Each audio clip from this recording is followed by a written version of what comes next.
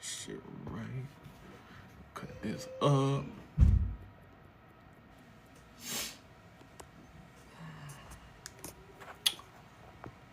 What a three. Hey, been a little minute.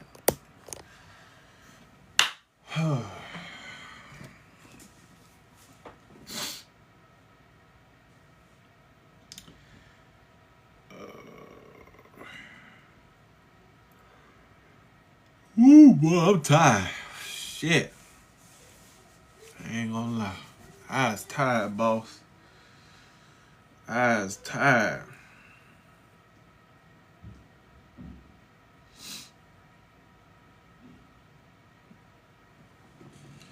Everybody still here from we survived the rapture, y'all.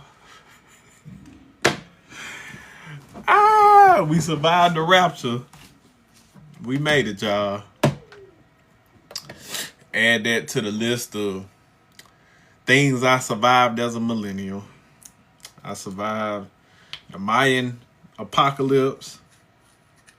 What else I survived? I survived the Y2K. I survived what else? What else we survived, y'all? A recession. About 2 recessions. Survived COVID. Survived Ebola. The bird flu. Or the swine flu. Oh, man. Weapons of mass destruction. Oh, man, dog. It's always something. It's always something, boy. Lord have mercy. It is always something. What up, Dan? I ain't gonna lie, man. I'm chilling today, man. I ain't really got no specific topic for real. TikTok fucking censoring everybody. That actually talk about anything besides the rehashed nigga topic that we always talk about. So my other page just got fucking, I got hit with like I got 2 strikes back to back over there, and I can't even appeal the strikes. That's the crazy part. So they let the video go back through. So the video is up, but they didn't let me appeal the strike, but they appealed the video not being flagged or like taking out the creator program, but they still left me with the strikes. I was like, okay, because that makes sense. So I don't know, man. It's a weird place right now. I feel like eventually it's gonna turn into motherfucking Instagram. Gonna be full of ads, recycled nigga topics and bullshit. Cause they're not gonna let people talk about what you want to talk about, or let you talk about nothing with importance of importance. Cause you start connecting the dots with everything, and people start sharing information, exposing lies, the truth, or whatever the case may be. They don't want that right now. They don't want that right now, man. They want folks to,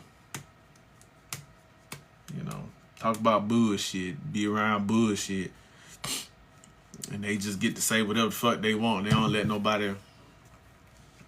I don't know, man. I mean, I guess all good things come to you. I would say that it's more so the money than actual, like, the fact that people are able to get on here and make a little bread. I think that has more impact than the information thing. I'm black too. Okay. Okay. That's a little random. Dang, D, I was trying to figure out what they was talking about. I didn't know what the fuck they was talking about. Y'all better stop playing, boy. My mom's gonna be they on y'all ass. Y'all better don't get up here talking some stupid shit. They got a happy trigger finger. Appreciate that, bro. But yeah, man, it's a lot going on, man. And it's crazy because Buddy ain't even been in a year yet. He ain't been in office a year yet, bro. It's a lot of shit going on, man. It's so much shit going on. I just like, and y'all know I keep my ear to the streets, but even me, I'm getting like overwhelmed with the amount of stuff that I just gotta keep up with and pay attention to. It's just like, it's a lot, bro. And I can't think of another time where it's been this much shit just going on at one. It's a lot. In the States, out overseas, geopolitically, other countries. It's a lot, bro. And it's a lot for me to keep up with, to the point where I be like, look, I need to take a break. It's a lot of shit. And then you gotta separate, like, the stupidity. You gotta separate the real. Then I got like the, my tinfoil hat theories, and it's just like, bro, it's too much. We living in some wild times, man. We living in some wild times. Yeah, bro. Like every time I wake up, it's just like, in this football season, normally shit kind of quiet down when football season pick up. Yeah, you can't even, it's so much shit. You can't even distract yourself with sports. You know what I'm saying? Like, it's a lot. Man, like every time you wake up, it's some bullshit with this nigga. Oh man, they flagged my video talking about the mud he couldn't even pronounce fucking Tylenol, acetaminophen. He couldn't pronounce that. They flagged that video. Then they flagged my video talking about Bush. You know what I'm saying? Like, bro, even when old George W. was in office, man, like, it wasn't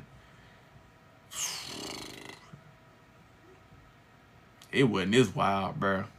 And it's crazy to consider that back then we thought he was, we thought back then it was a lot of shit going on, but looking back at old George W., he made this shit just seem normal. Cause we had swine flu when he was in office. It was something else.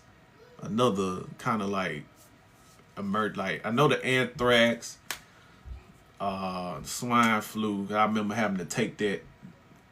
Of course, Katrina. Then he got the shoe through at him. That was crazy back then. I remember seeing that shit like on the news. It was like, you know what I'm saying? Then was it his daughter or his wife had ran somebody over? Then somebody was an alcoholic. Then it was somebody his daughter did something. But we thought that shit was crazy. H1N1. Yeah. We thought that shit was crazy back then. And then now, man, it's, boy.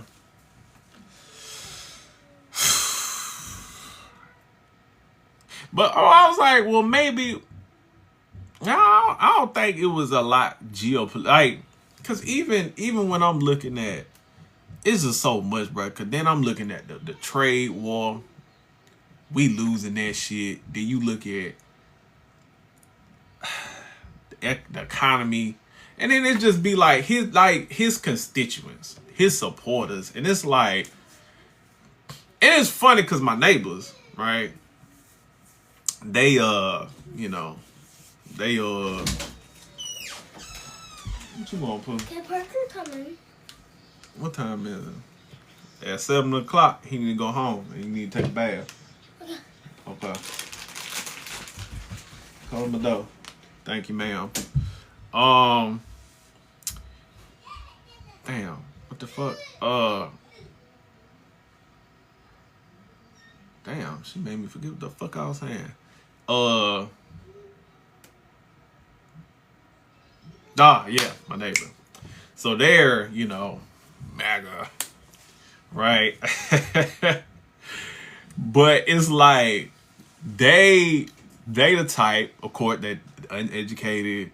They just, you know, that they them, you know, and you know my neighbor, he got a good job. He some tree company. They got contracts with like the states and the cities and stuff to go cut the power line, like the tree branches away from the power lines. It's a company, Xylem or something like that. And he got a nice little position, you know what I'm saying? I think he said he was at like 130, and then he get little bonuses and shit. But he the type of white dude, you know what I'm saying, that he work, right? You know, he work. You feel me? Like he'll do whatever. You need something, he'll do it. Oh, I got it, I'll do it. You know, he one of them type of white dudes. Cool, you know, outside of the MAGA shit, cool. And they take advantage of him. Like he should be getting paid $250,000, $300,000 for the shit they got him doing. But because, you know, they'll play with him, like, you know, he a little, you know, that's, you know, I ain't gonna say like country bunking, but you know, them type of white boys. And they take advantage of him. And I try to talk to him and tell him, but you know, he wasn't listening. So I'm like, okay, cool. But the company is they're prepping to sell the company and go IPO to, you know, list it on the stock exchange. Right, happy to be there. And the crazy thing is they'll take him, he be riding on the little private jet with the owner of the company. They be taking him to lunch and shit. But that's to distract him so he don't get to asking for what he's worth. Right? So they be getting him confused with that type, so he get caught up with just trying, like, oh, I'm happy to be here, right? But they're definitely taking advantage of him. And I was telling her, I said, look, bro, I get you running around with the owner, he taking you to lunch, he got you on the jet. I said, but I was like, be careful, because what happens a lot of times is when they prep to sell these companies, I was like, they're gonna use you to be, you know, because they got him set, they're expanding, and then once they finish expanding, they're gonna sell. So I'm like, what often happens is they use you to do the dirty work of setting up, like he be going, setting up, doing the training, getting all the other sites set up and all that shit. All that good shit. Whoop the whoop. And but I was like, well, be careful. I said, make sure you putting your resume out there, bro, because you don't want to get stuck. Because what happens is they sell these companies, and then the people they sell it to start cutting. They'll start cutting. They always do. And you gonna be one of the first people, because, and I was like, when you go out, I said, when you go out and train and do these things, I was like, you don't want to tell them how you do this shit. Like, he done built the whole system up and everything for them people from the ground up. And I'm like, you want to keep leverage so they don't get rid of you when the new chain of command come in. You know what I'm saying? The new owners and shit come in. Because what they'll do is they'll cut you out and then take what you taught everybody and make your job 2-3 people so they don't have to pay you the money. You know what I'm saying? And I was like, so make sure you, because that's what happened to his wife. So she don't even work no more. And she used to be the breadwinner, but then he got, you know, but they working his ass so hard. Like I make straight money. I make good money. You know what I'm saying? Y'all see what I be doing. But I don't work hard. Like, my job is not strenuous. Like, they be working every penny of this nigga to the point where she be like, his wife was like, he's just always mad. I'm like, yeah, it's hard being a provider man. It's hard. It's hard being a provider man. And keeping you a stay-at-home wife and being a provider man. And then you vote. The prices didn't go down. You know what I'm saying? That taxes is whooping your ass. That overtime you thought wasn't gonna get taxed. Now you don't make enough money to even benefit from the no tax overtime because you can't itemize. You don't make enough money to itemize shit on your taxes. So that's a waste. Oh, and on top of that, all the prices, all the interest rates, everything that you was doing. I'm talking about, bruh, they used to, during COVID, like when we all first moved, boy, they was out partying. They was going on trips every Saturday and Sunday for football, college, and NFL. They would have the whole family, the whole block be full of their family up and down the street. They barbecuing, eating good every week, every football Sunday. They was having 4th of July party, cookouts, Christmas party cookouts, Thanksgiving. It was anything you name. It was, bruh. Now, shit. Them niggas don't go nowhere. They don't go nowhere. So I'm like, and I remember when I was, we was talking the couple times we did, cause like I go over there, cause our kids play, but I try to pick. They would try not to say too much around me about that MAGA shit, but you could just tell that they watch like Fox News. They don't really know what the fuck going on. They just listen to, and then now they over there complaining. And then one of the dudes that was over there, he got laid off. His company had made cuts and shit. I'm like, what the fuck y'all thought was gonna happen? What y'all think? Now you over there hurting, bruh. Pockets hurting. One of the daughters had to quit cheer. I'm like, man, before y'all was living a good life. But that's how it is, bro. That's how it is. Now their daughter, their oldest daughter, she a junior, and it's like, what's she gonna do when she graduate? Y'all can't afford no college. Y'all can't afford to send that girl to college. What's she gonna do? Mind you, they got 6 kids.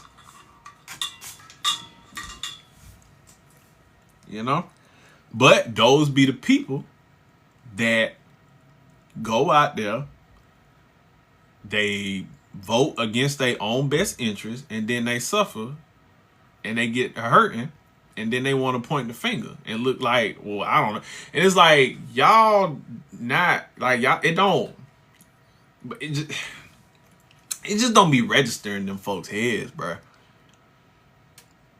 There's no way that you could be like a true and through, Republican that's, bald eagles screaming, American flag waving, true American Republican, and look at what the fuck is going on and be like, you know what? This is America. Like, you got the federal government incompetent as fuck. People who are not qualified in position. Like, do you honestly, like, that's why I said, like, MAGA and Republicans are two different things. Because how do you, like, my biggest thing with, like, and I've said this during the presidency, during the election time, I was like, when it comes, the president's job is not lowering grocery prices or none of that bullshit that they were saying. Milk, egg, that's not his job. The president's fucking job is to command the world's strongest military might across the globe and to navigate the geopolitical scene and represent America on the global front. That's the president's fucking job. So when I was telling people, like, look at the person that is the candidate, and when you look at that candidate, do you feel safe and do you trust them to lead the world's strongest military might on the battlefront, to execute what needs to be done on the global scene to navigate the world as far as what we need to do militaristically? If you when I looked at, like, look at who he's nominated as the Secretary of fucking Defense. Look at who he put in charge of the FBI. You know who they didn't fuck with though? You know what department you don't really hear too much about? That motherfucking CIA. You don't hear they didn't fuck with them. That's the one department they did not touch. You don't hear nothing about them. Hey, they ain't touched that CIA.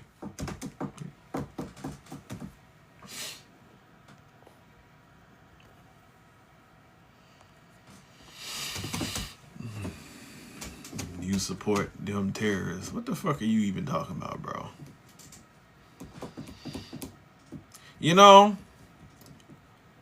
because I got a gist of probably what type of nigga you are.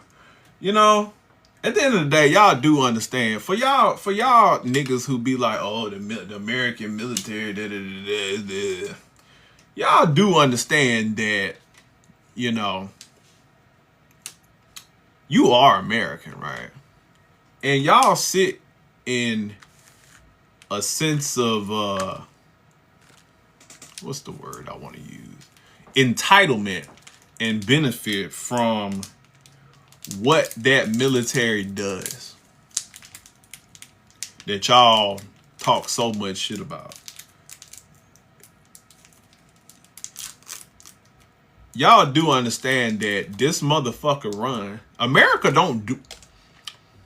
Name me a product that America makes.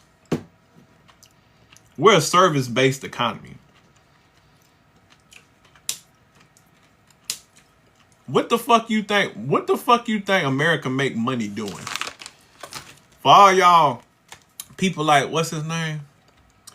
For all the people like Mr. Toolman, who think the American military is terrorists. Where do you think America makes its fucking money from? No, it's not fucking corn. What the fuck?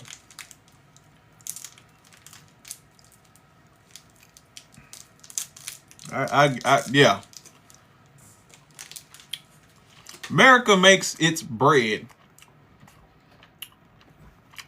from them motherfucking. Oh no, we make something. Oh, we make a lot, but we only make one thing.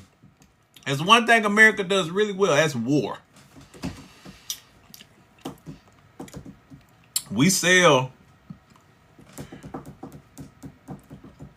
plenty of weapons to everybody.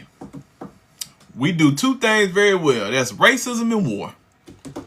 But without the war, like, America runs off the petrodollar. The petrodollar was created off a war economy.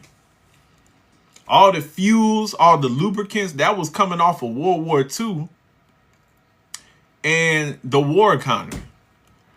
That's why FDR was like, you don't want to do that because then you're forever tied into you need conflict in order to keep the economy going.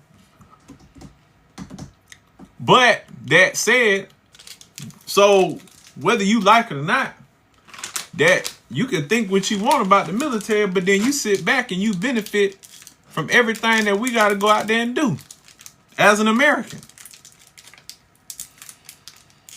And that's just what it is. So you can think we terrorists or whatever the fuck y'all view as far as the military, but it's like, nigga, without them, you don't get to stand up and be American. You do know every country, every superpower has, like, if we didn't, nigga, the only reason why motherfuckers don't come and do nothing It's because of that military.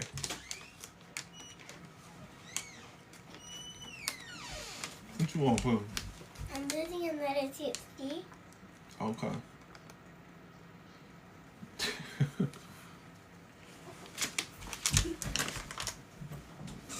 The only reason you ain't speaking motherfucking Mandarin is because of that terrorist military you hate so much.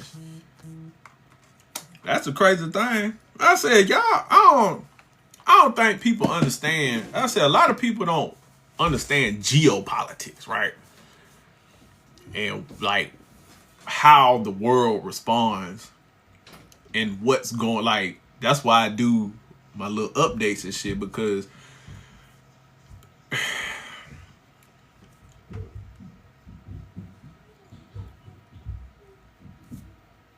like China's entire let me be careful. I don't want my live to get flagged.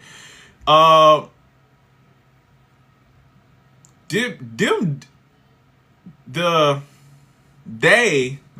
that's why they have to. They're using a 100-year strategy on us, right? That was when they came up out of the Opium War and after the Cold War. That strategy to quote unquote take us down. They know they cannot attack. They can't come at us directly with military might. That's just at least right now, you know. But they had to they have to destroy us from within. Because America's just too fucking greedy. The powers that be are just too fucking greedy. You can't just keep taking from the people. At some point you have to find a decent fucking balance. You can't just keep taking and taking and taking. Because eventually that's going bite you in the ass. You have to invest in the people to an extent. And it has to be a healthy balance of even exchange. But it's just getting to the point where it's just so unchecked. This hyper capitalism and our corrupt politicians are just going so unchecked that is eventually going to destroy. I mean, and you see what's going on with fucking numbnuts. But it's easier to do shit like what they doing right now when over half the population reads at a 6th grade reading level. You know, when 1 in 5 Americans read at an 8th grade reading level, like. And that's why I said, like, I'm not gonna argue with people on TikTok no more. I'm gonna just start asking niggas simple, like work that my fourth grader is doing. I'm just like, hey, what's a predicate? What's a subject? What's subject verb agreement? What's a you know, what's an adverb? What's an adjective? You know? What's a compound sentence? I'm just gonna start asking niggas small ass little shit like that. You know, I'm gonna give them a little math problem, you feel me? Hey, 6 plus 2y. Solve for y. Like I'm just start throwing this shit out there like that, just see what niggas do. You know what I'm saying? Like, what states border Georgia?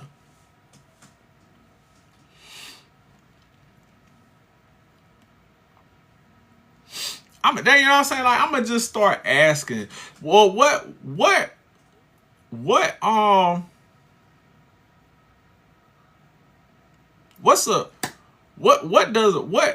part of the animal kingdom does a lobster fall under? What kind of species is it? I'm gonna just start asking little, you know what I'm saying? Like,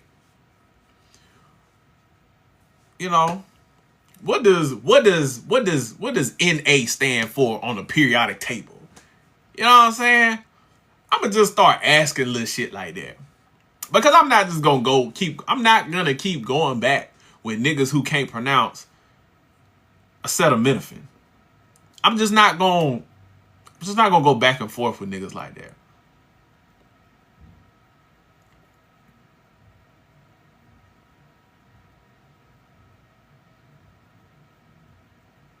That nigga said, well, that's a word there. Oh, that's the fucking president, bro. This nigga can't pronounce Tylenol. Oh my God. Oh my God, yo. We are fucking, man.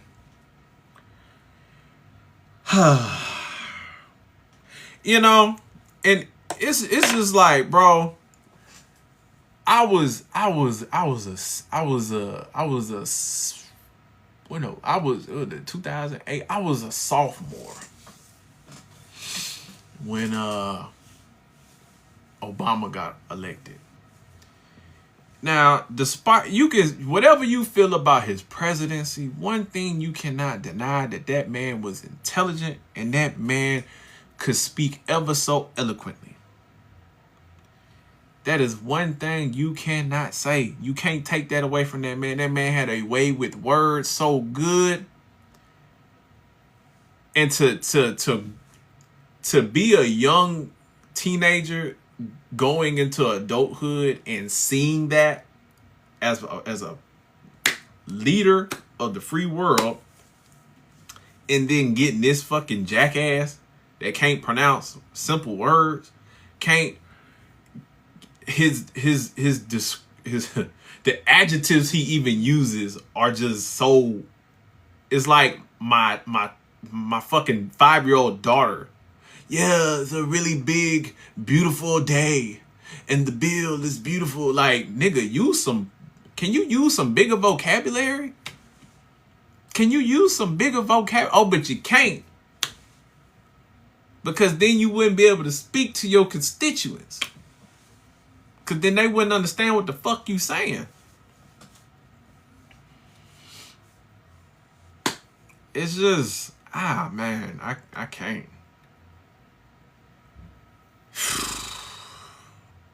And the most frustrating part, dog, like, all of this shit be making me feel like I'm crazy. Like, I be looking around and I'm just like, and I can't, like, I'm looking at the shit that's happening. You know what I'm saying? And I'm just like, am I the only fucking person that sees this? There's no way these people can be this fucking dumb.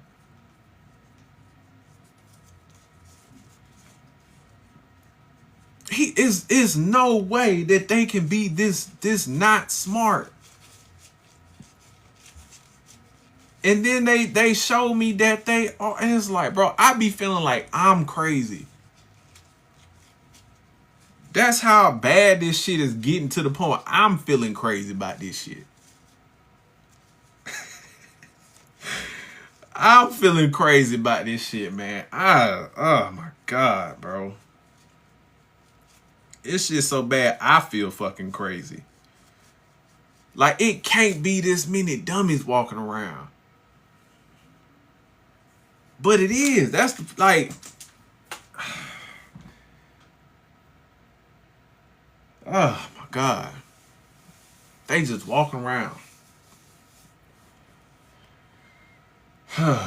Boy.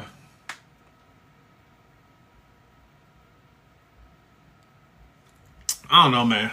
I don't know.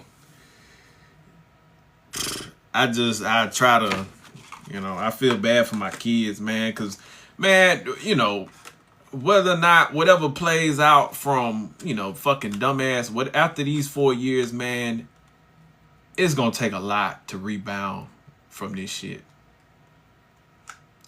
Because, they like to play this game where they'll bring in the person that's going to come in, the Republican that's going to come in and make them all richer by cutting cutting all these different taxes on their homies and fucking us over and doing, shady shit to fill their pockets. And then they'll bring in a Democrat and he'll have to fix the recession or the housing crisis or this and that. You know what I'm saying? It's like, you can only keep playing that game for so long before it blow you in the ass. And I think after this, it's going to blow America in the ass. And it's gonna take a lot to fix that shit, bro. And honestly, it might not get fixed this time. It might not. It might not get fixed this time, bro. It might be the one time where they played the game too far and they can't. You don't get to go to the gulag this time. You feel me? I don't know. Like I said, like the history nerd in me, you know what I'm saying, can look. I'm saying, like, you can look at the writing on the wall and then connect it to past quote unquote empires or superpowers or major powers on the global front. And you can see how this is leading to play out, you know. Despite what people think, them folks over there on the East, China, they've been around for centuries. They've been on the scene as far as a power for centuries. They've collapsed, they've rebuilt, they've been there for centuries. America is fairly new.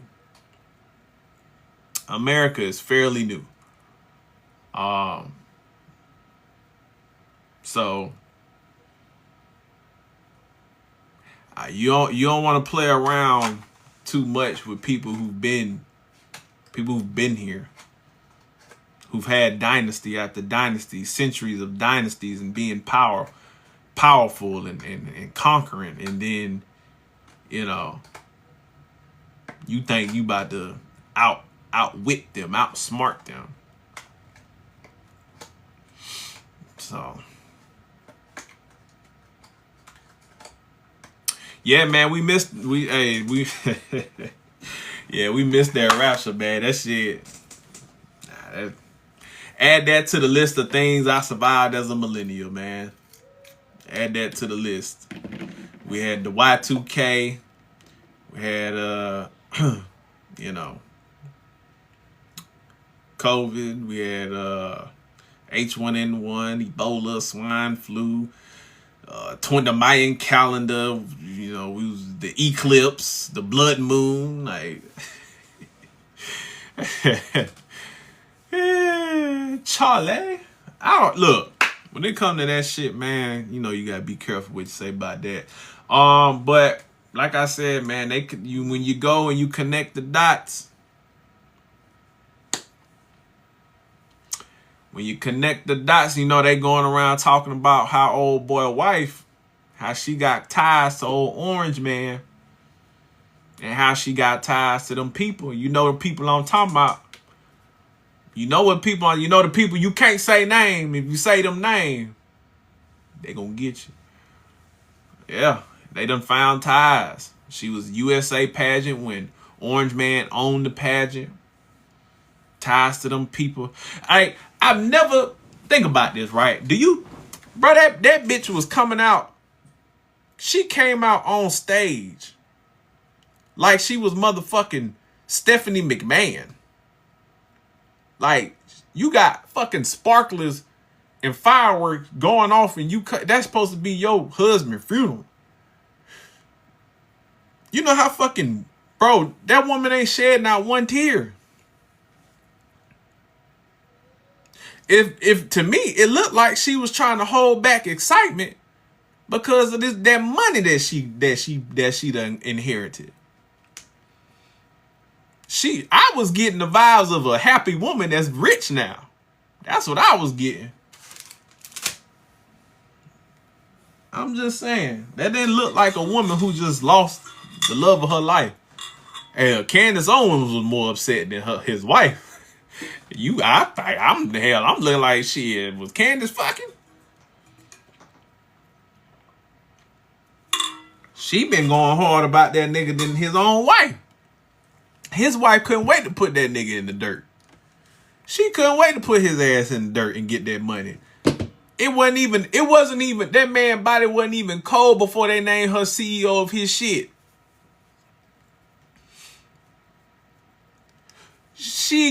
His body wasn't even cold. Then fucking Orange Man, this nigga, bro. That's what I'm saying, dog. Like, You know where we went wrong? And it ain't even just politics. It's with everything. Sports commentary, movies, podcasts. Everybody got a fucking opinion.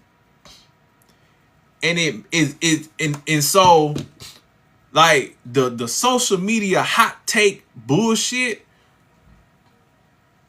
trickled into professional avenues such as news and media,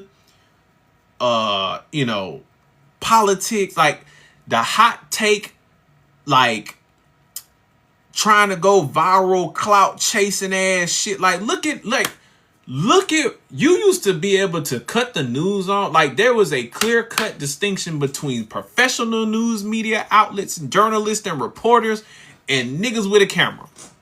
There used to be a fine line drawn between them. Now, did you have, media personnel and journalists that were shady or unreliable? Yes, but you knew when you cut that TV on and you saw certain people that you were gonna get the real. You was gonna get professional, like, and it trickled into like the mentality of niggas. The whole, just because you got a degree don't mean you smarter than me. Yes, I am, nigga. Right, you cut on what? Barbara Walters. What was that that old nigga that I think he passed away? I can't. But hold on, he had retired. Let me pull their names up.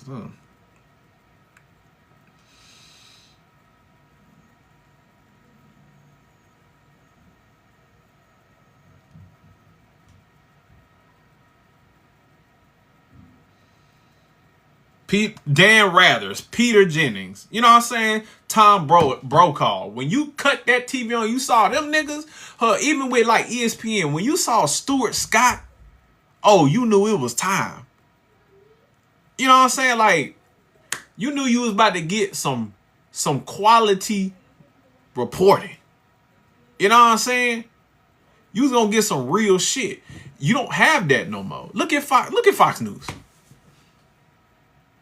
Like all these news outlets, they trying to get the clout. Bro, it was so refreshing to see somebody like Pablo Torres report the couple of stories and that he's been reporting on and bringing back investigative journalism. But they get washed away because niggas want to be entertained, right? And you got mainstream media and journalists and shit trying to keep up with motherfuckers on TikTok and behind podcast mics. They be like, oh, well, just the whole mentality of just because you smarter than me, just because you got a degree, don't mean you smarter than me. Yes, it does. But despite what you may think of a person getting their degree, whatever they got that degree in, they had to put time into becoming a subject matter expert for a extended period of time for whatever the fuck they went to school for. They know more about that than you do. I just don't fathom how people don't understand. And this doesn't mean you're not intelligent. It doesn't mean that, like, you can't tell. Like, if I walk up to the average motherfucker and I start talking about the fucking Imperial British Empire, you're not gonna know what the fuck I'm talking about. But the thing is, I can likely talk to another college graduate, though they might have been a nursing student. They are more likely to be able to connect or at least converse with me on a level that you cannot relate to.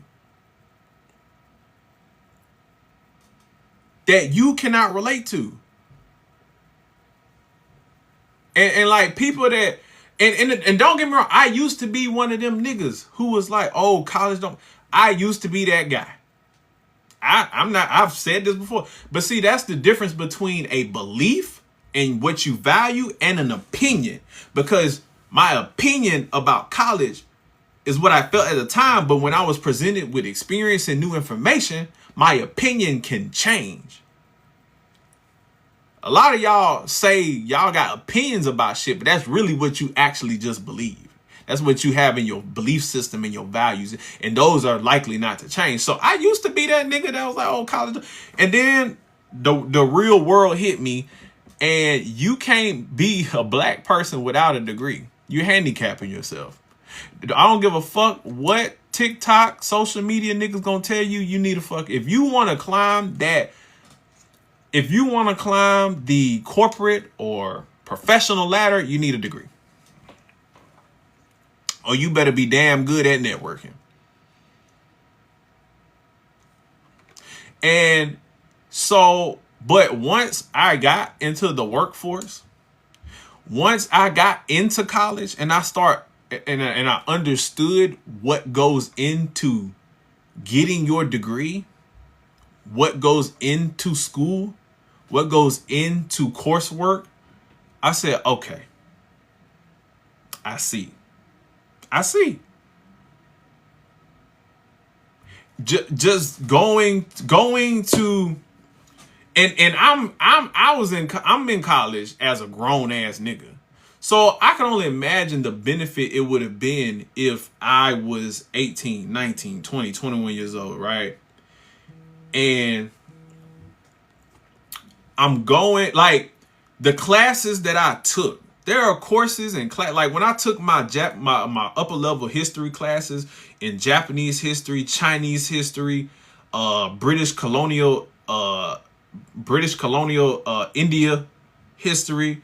I took what was the early Republic American history. So that's learning about, you know, the early settlements, Reconstruction. I took a revolution, of course, I took an actual Civil War history class, World War II history class. I took a public policy class. That was a good class, and I actually got to go to Virginia, the state, the capital, and go to the state building and see like the legislators, the bill writing process, stuff like that. So it's stuff like that. Thank you, Pooh. Can me and you open it? No, it's not for you.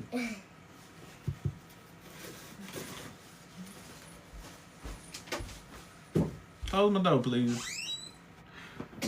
Like, it was stuff like that, or even just going and what was I took what was the name of that class? It wasn't philosophy. It was the class that talks about like death. And like the idea of like afterlife and stuff like that. And we watched Ghost in the Shell, and we had to write like a paper and do a presentation on like the thought process behind Ghost in the Shell and shit like that. You know what I'm saying? So like doing stuff like that and engaging with these professors and the student, like, bro, that is what gets a lot of people out of their fucking bubbles to experience what else is out there outside of your fucking bubble. It was it ethics? I think it was like an upper level ethics class. I think it was. It was like a 300 level ethics class. It was some type of ethics. It was some type of ethics, but I can't remember what it was called. It wasn't regular ethics. It was a specific type of ethics, but it was a good class, really good class. You know what I'm saying? So it's like, and then like so one of my like our actual one of my professors, he's real big with World War II. Nigga got a bunch of books, got like documentaries and shit. Like, dude really out there with that. And you know, I was able to get with him to try to get a I guess you could say like a mentorship, apprenticeship, or whatever, because that's how I'm working to become a historian. So, but I would go up to DC, and then work basically the museum, or I could go to the Marine Corps Museum in Arlington. I mean, Quantico, and work the museum, and you know, get that experience. But it's stuff like that, bro. Stuff like, what up, man? Like I said, so going to college changed my entire perspective on all this shit. So I highly doubt the average person that, you know, uses that whole, oh, just because you went to, that's just a defense mechanism. It's just a defense mechanism because they feel like somebody calling them stupid, and likely they probably are. And you know, them questions I was talking about earlier that I'm gonna start asking niggas, they probably would fuck them up. A lot of people that can't even help their kids with their homework. Like, you know, because even the people that are like, oh well, I don't need college because I can educate myself on my own. Like, you don't, if you are a curious person, right, that wants to quote unquote self-educate, eventually you're gonna want to become formally educated. Like, that's just like, cause it's just natural to want to pursue formal education, to gain the credentials of a college degree.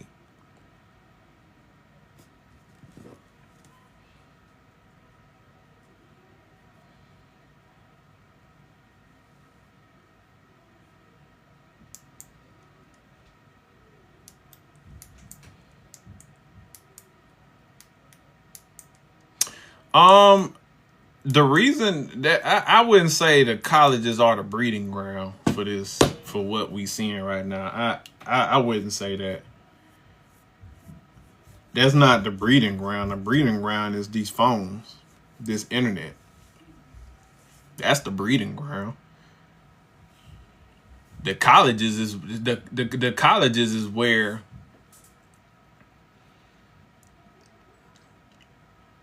you know, those kids were already going down that pipeline.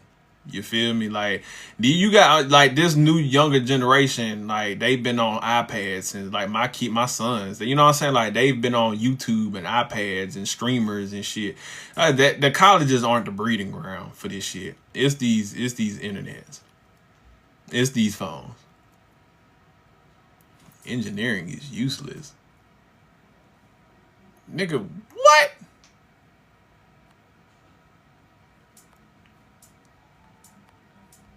Engineering is useless, nigga. Alright, nigga. What do you have your degree in then, sir? If engineering is useless. Then, sir, if engineering is useless.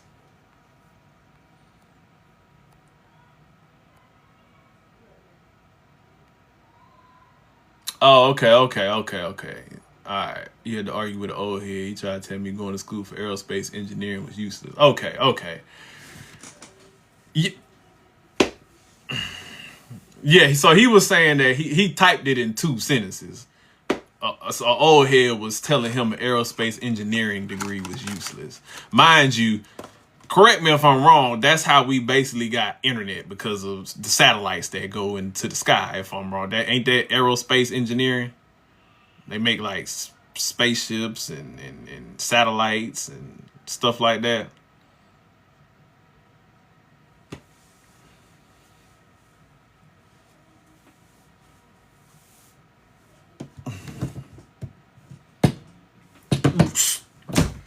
I mean, and that's my point.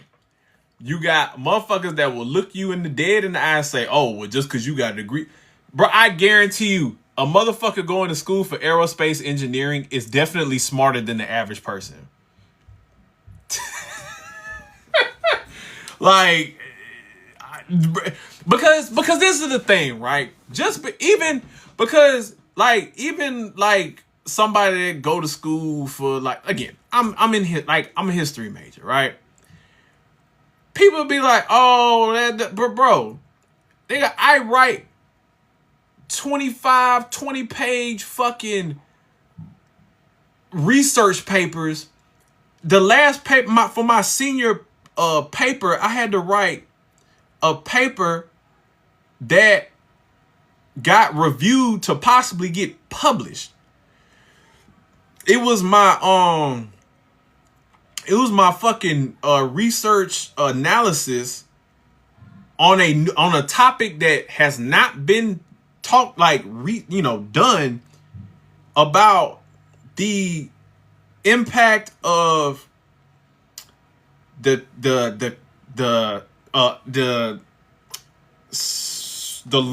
loss of slaves because of the Civil War and the impact that it had on the cotton industry globally that negatively impacted British colonial India. When I say that was the hardest paper I ever fucking had to write, you're not going to tell me that a nigga that just cut hair, and there's nothing wrong with niggas that cut hair, is smarter than me.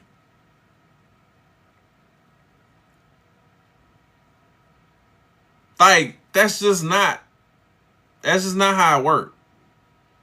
Again, there's nothing wrong with that. But if that's like me walking up to an aerospace engineer, he's probably smarter than me. That doesn't mean I'm not smart. He's just smarter than me. And that's okay. And that's the problem I think a lot of people have, is that just because somebody is smarter than you doesn't mean you're fucking stupid. And I think people like gotta get. Well, I think a person in STEM academically is probably smarter than the average person.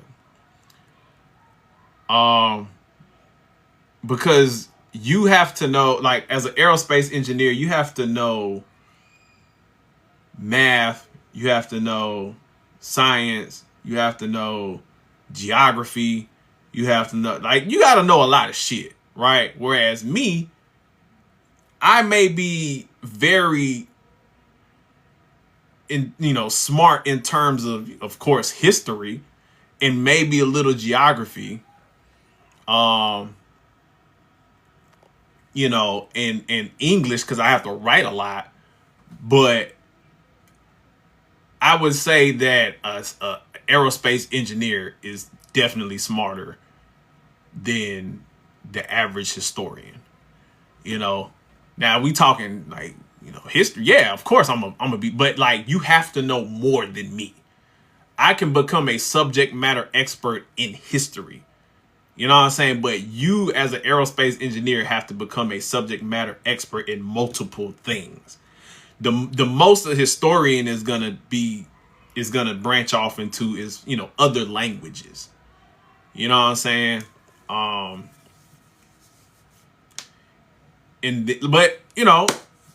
But again, me admitting that doesn't mean I'm stupid. It just means you gotta know more shit than me, and that's fine. Shit. Hey, you know what I'm saying, bro? It's okay. But I don't know, man. It used to just this wave of anti-intellectualism is just disgusting to see. I don't think it's ever been this bad. That you got YouTube University motherfuckers telling people who this is their profession, their careers, they have credential and degree and certifications in, and y'all are telling these people that they don't know what the fuck they are talking about, bro. and all you did was watch a fucking TikTok and go read down a fucking Twitter thread of fucking bots.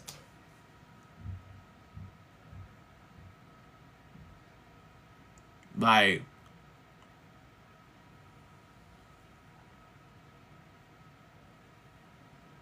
I don't know, bro.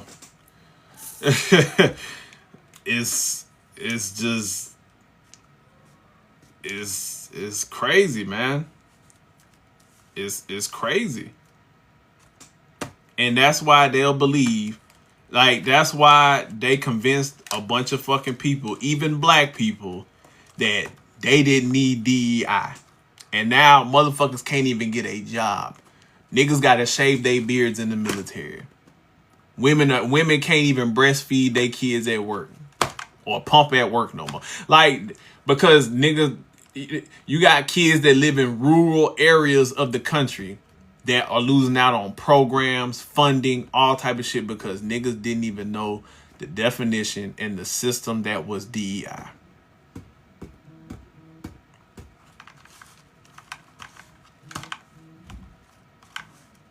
Even black people. Again, that's how the black unicorn nigga, that's how we got into it, because his dumb ass ain't know what the fuck DEI was. Now his dumb ass gotta shave his beard. Not even a year later, he gotta shave his fucking beard after he did all that hooting and hollering about that shit. Cause that's how he got mad at me. That's what originally started our little beef, was because his dumb ass didn't know what the fuck DEI was.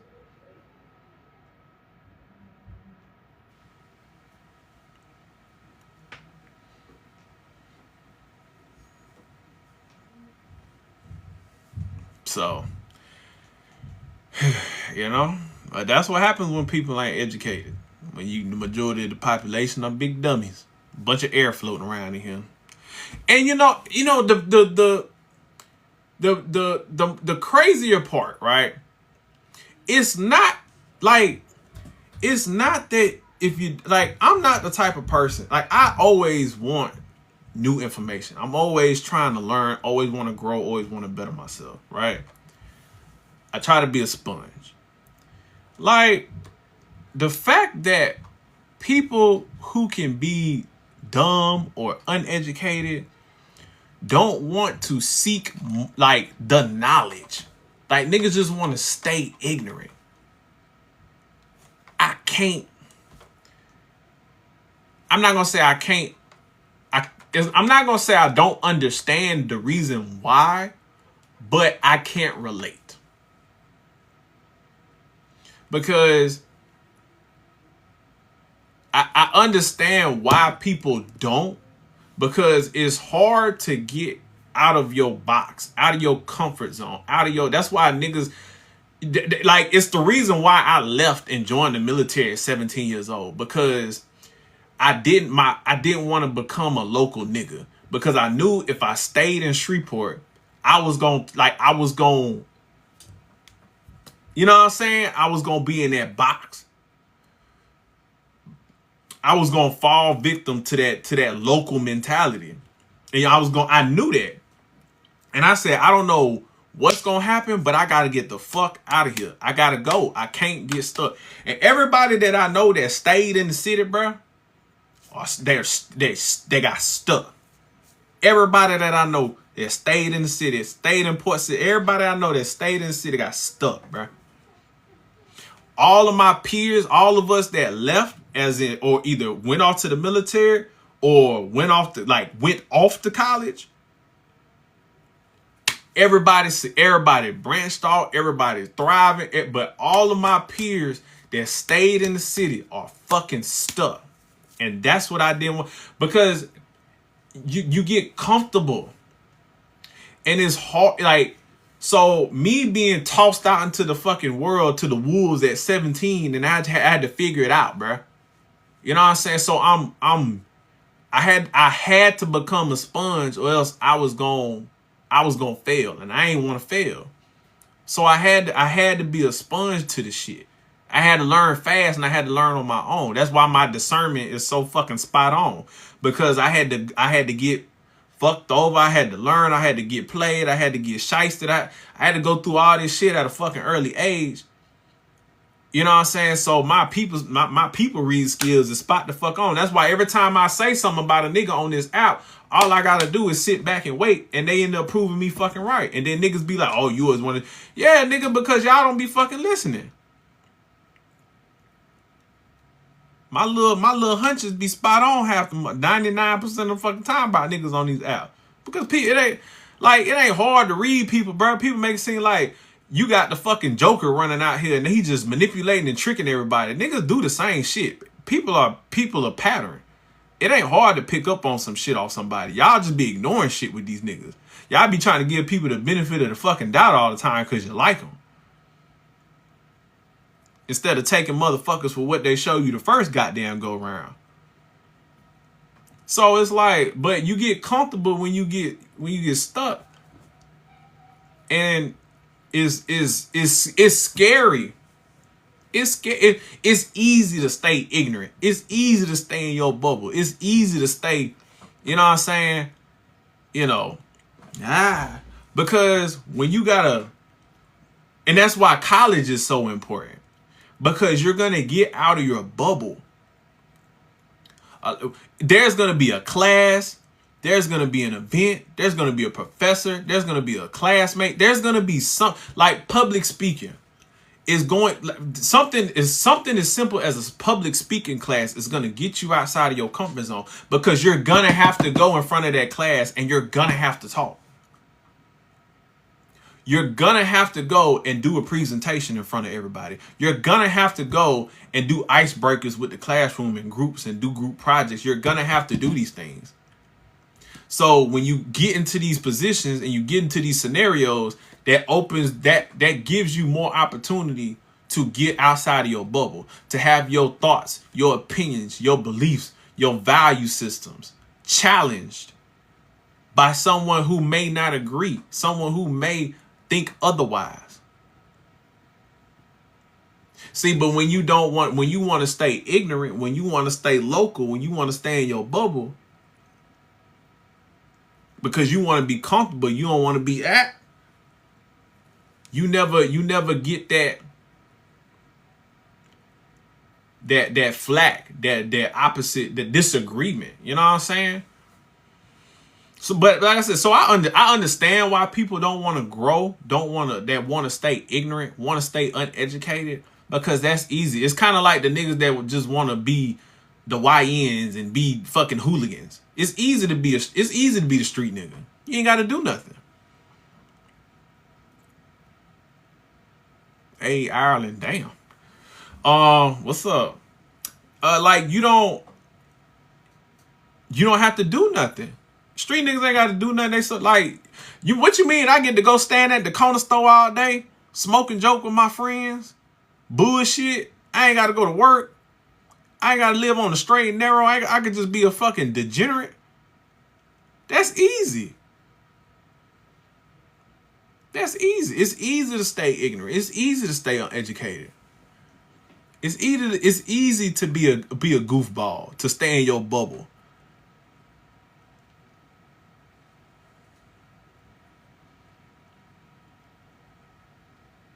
That's the breeding ground for this bullshit. Because what happens? You get a bunch of people, right, who in their real life don't go outside their bubble. Then they get on these apps like YouTube, Twitter, Discord, Reddit, TikTok, and they get in these fucking echo chambers, and they get in these groups online. And it makes them, because these algorithms are going to feed you what you want to see.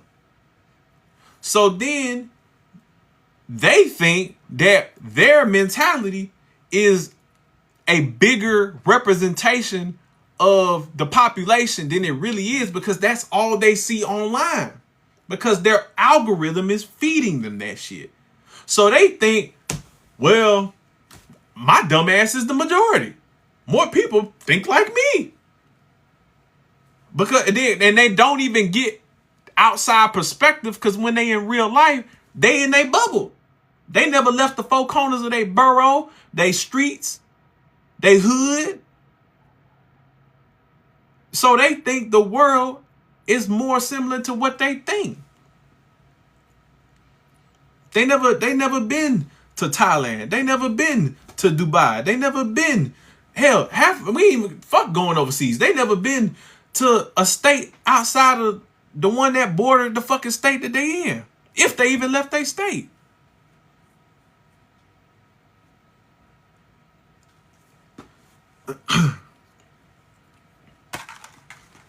So, man, it's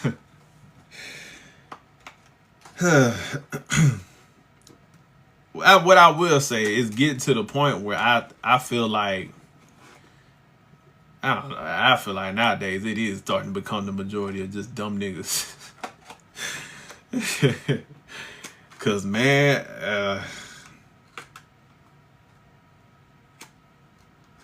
I don't even engage like comments and shit no more like I used to. Cause bro, that shit'll make your head hurt. I post my videos and I close my app. I post a little video and I close my app, bro.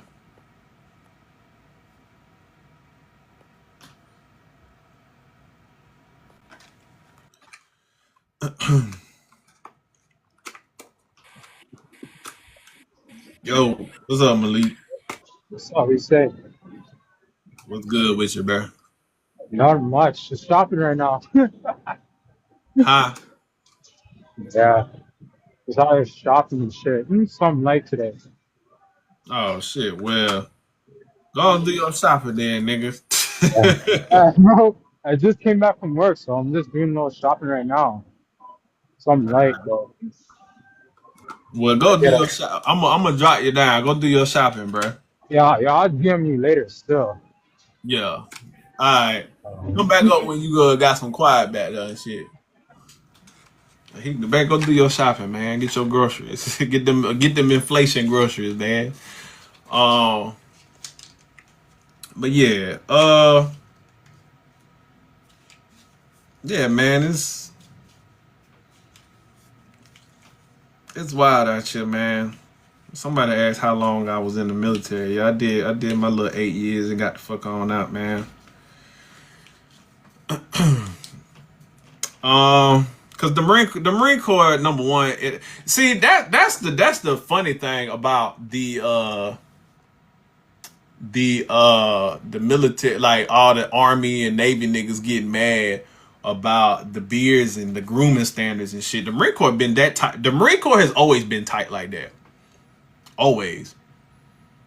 The Marine Corps always let y'all, like, the Marine Corps always let niggas know that, hey, like, we let y'all in, but y'all really ain't welcome here. Especially with the grunt units. And that was my first, and that was my first, unit was a grunt unit. That's why I feel like all Marines, they first duty station need to be a grunt battalion. Because you gonna learn and you gonna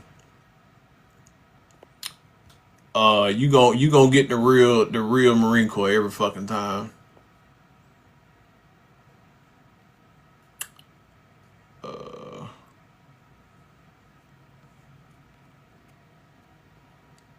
Fuck, I forgot. I ain't been consistently live so long. I forgot how to where to fucking go to take the damn panel off.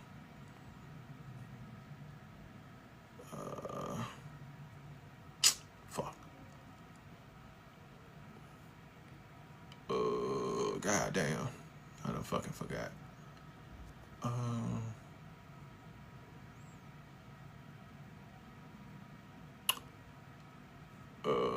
Fuck, god damn. Ah, here we go. Nah, there we go.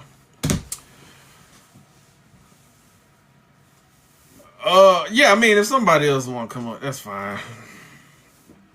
Just know, you will get blocked. You come up here with that dumbass shit. But yeah, man, the Marine Corps is not. It's not Negro friendly. It's really not, and because our grooming standards were always tight. They was always tight. Even if you had a no shave chick, they was still on your ass about that shit. Even like, yeah, I had, like when I got, I picked up like sergeant and shit. I had grew my hair out. I had a high top, and I had a part in it. Per the order, my shit was in standards, in regulation, but I would always catch hell over my hair because when I grow my hair out, it curl up, and they'd be like, "Oh, that's eccentric," and they would always play with the rules and the wording. Meanwhile, them white boys got illegal fucking bangs and parts in their hair. So, like I said, the Marine Corps has always been like that. So when I see them Navy niggas and them Army niggas crying about having to shave their beard and all that shit right now, I'm like, the Marine Corps has always been that way. So they always let niggas know, like, hey, you just here temporarily. That's why I was glad I had a baby face. I had to worry about that shit. So,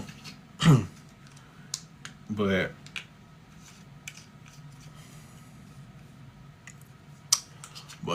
it be like that.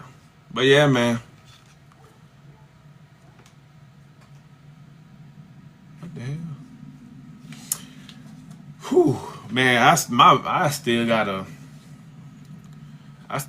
goddamn reset. That's why I'm up, cause I went to the gym early. I'm trying to fucking reset my body, man, back to American time, and then I gotta turn around and I gotta fly out Sunday. I gotta go to South Carolina for work. I'm gonna be out there for 3 weeks. I had to sell my Chris Brown tickets. Because I gotta go to Charleston for work for 3 weeks. But my wife can come up there. That's a $200 flight. So that'll been bring the kids and shit. So that ain't that far. So, but I gotta do that. Boy, I had 55 hours of overtime on this paycheck. Ooh, then I get that. Boy, my disability gonna hit, my paycheck gonna hit with the overtime. Then I get that per diem. My per diem was $2,500. Oh boy, Friday gonna be a good day. Friday gonna be a good day. Friday gonna be a good day. Then,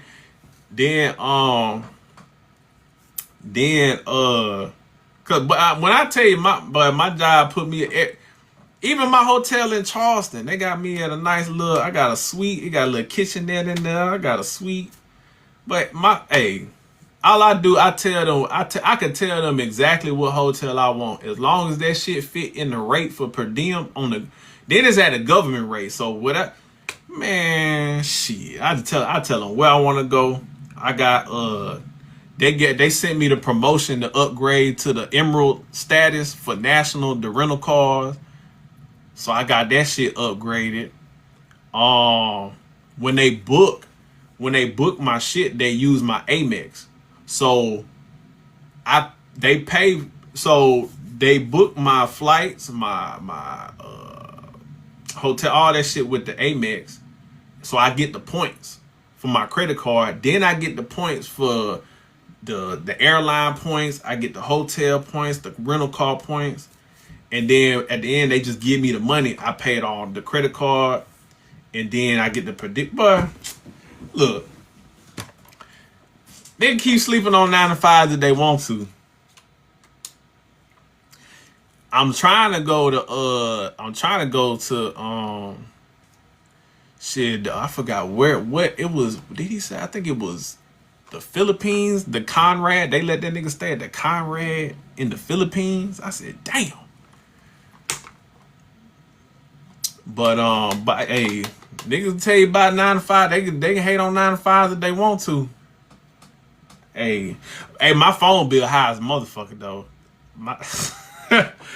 Boy, they sent me the notification for my bill. It was like, your bill is due. I knew it was gonna be high, but I didn't know it was gonna be that fucking high. Cause I said, God damn, cause I got 2 phones, and they was charging me for the international. It was like $10 a day. That was $400 because I got 2 It was like 4 something because I got 2 phones, but my phone bill like $740 something. I said, oh, I was like, God damn. Shit. It's though. They give me the credit for this though, my job. They give me so I just you, but that shit still gonna be up there. So I was like, fuck.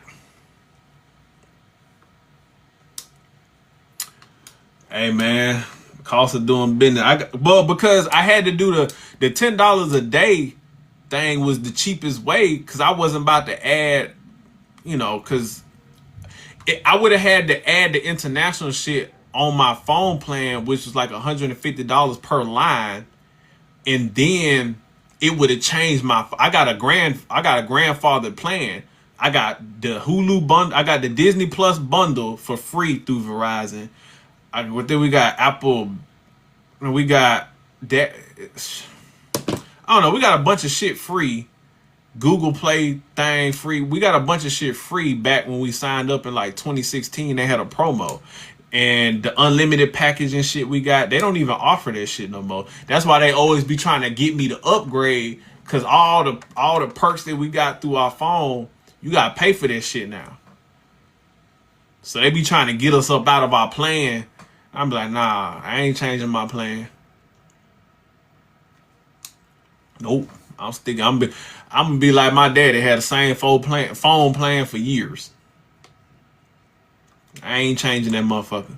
They don't even offer my phone plan no more.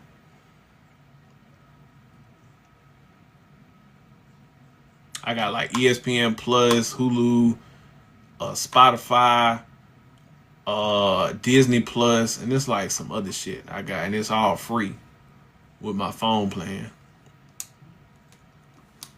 That's your rent. Look, I try to tell people I got, motherfuckers be like, oh, Benny, you need, y'all know how it was. Niggas be like, oh, you need TikTok. All right, bro. Yeah, I need TikTok. Bro, TikTok ain't even paying no more. That's the crazy part. Well, then I'm getting fucking shadow banned and flagged for posting like real content, like, informational content, not like nigga topics and 50-50 and shit. And hell, my fucking, I got 2 strikes back to back on my backup page. They hit me twice on both videos back to back. And you can appeal. So I appealed the video, because now it's separate. You got to appeal the strike, and then you got to appeal for the video, right? So I wanted to appeal for the video back before the Trump shit. When you won your appeal, you won the strike appeal. It was all together. Now they separate. So you can win your appeal for your video, and it'll still be up, and but you can't appeal the strike. So I'm like, all right, bro. All right, this how we playing now. And then once they bring your video back up, it takes it off the algorithm, so it's not gonna get seen.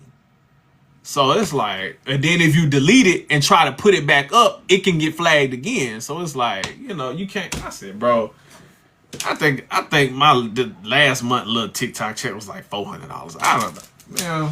That it was a good run. It was a good run, but that making money on TikTok, just yapping or talking, nah, you gonna have to be like John. You either gonna have to be selling product, or you gonna have to talk about the topics that they want to get talked about, which is the trending shit, rage bait and bullshit. If you will try to make any type of content that's worth the fucking damn or some substance, that's not going no more.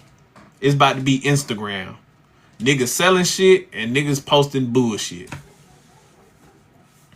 That's what it's about to be.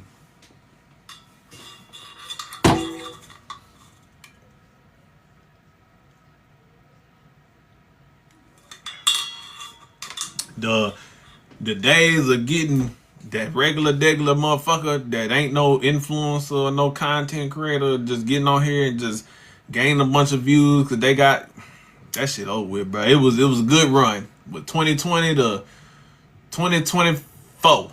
It was a good run. That was 4 years you had to get on this app and make some money. And I came on this bitch late. I made some good money on this app. But that shit over with. That shit done. Unfortunately. It is what it is, man. I said, but towards the end of the year, I got shit I gotta do around the house. We about to get this fucking fancy toilet put in. I gotta redo my washroom, redo my pantry, redo my closet. So a lot of shit I'm about to spend some fucking money on. But I'm gonna buy a little bits and I got my laptop. I'm gonna buy a little bits and pieces of equipment so I can try to get this. I'm gonna have to redo this room and set it up. I had to get a bigger desk, better setup, so I can try to do this live show idea that I want to do on YouTube.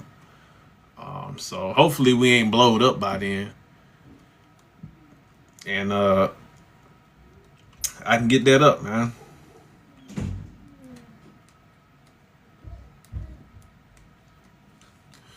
Then I tell you one thing, coming back to America and having to pay American prices for food, boy, that shit pissed me smooth the fuck off the other day when I was in Japan, the airport in Japan, I had got this fucking big ass motherfucking box. It was a sushi, so it was a restaurant, but then you could get the order to go.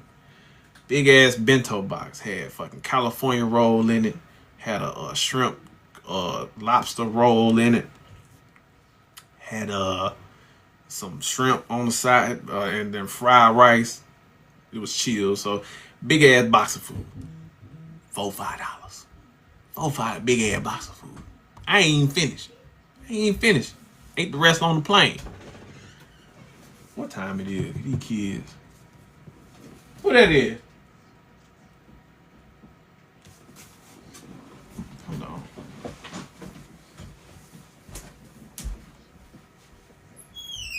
Who took a bath? Lady, go get your ass in that bathtub. With Pooh. Get in the bathtub and wash your butt.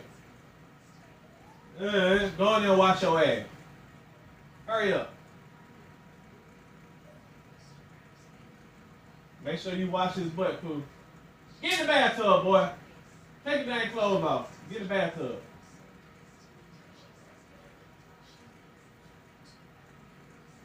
Cause you don't like to wipe your ass anyway. You need to go clean your butt. Take your shirt off.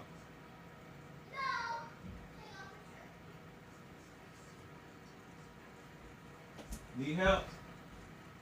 You got like you just can't.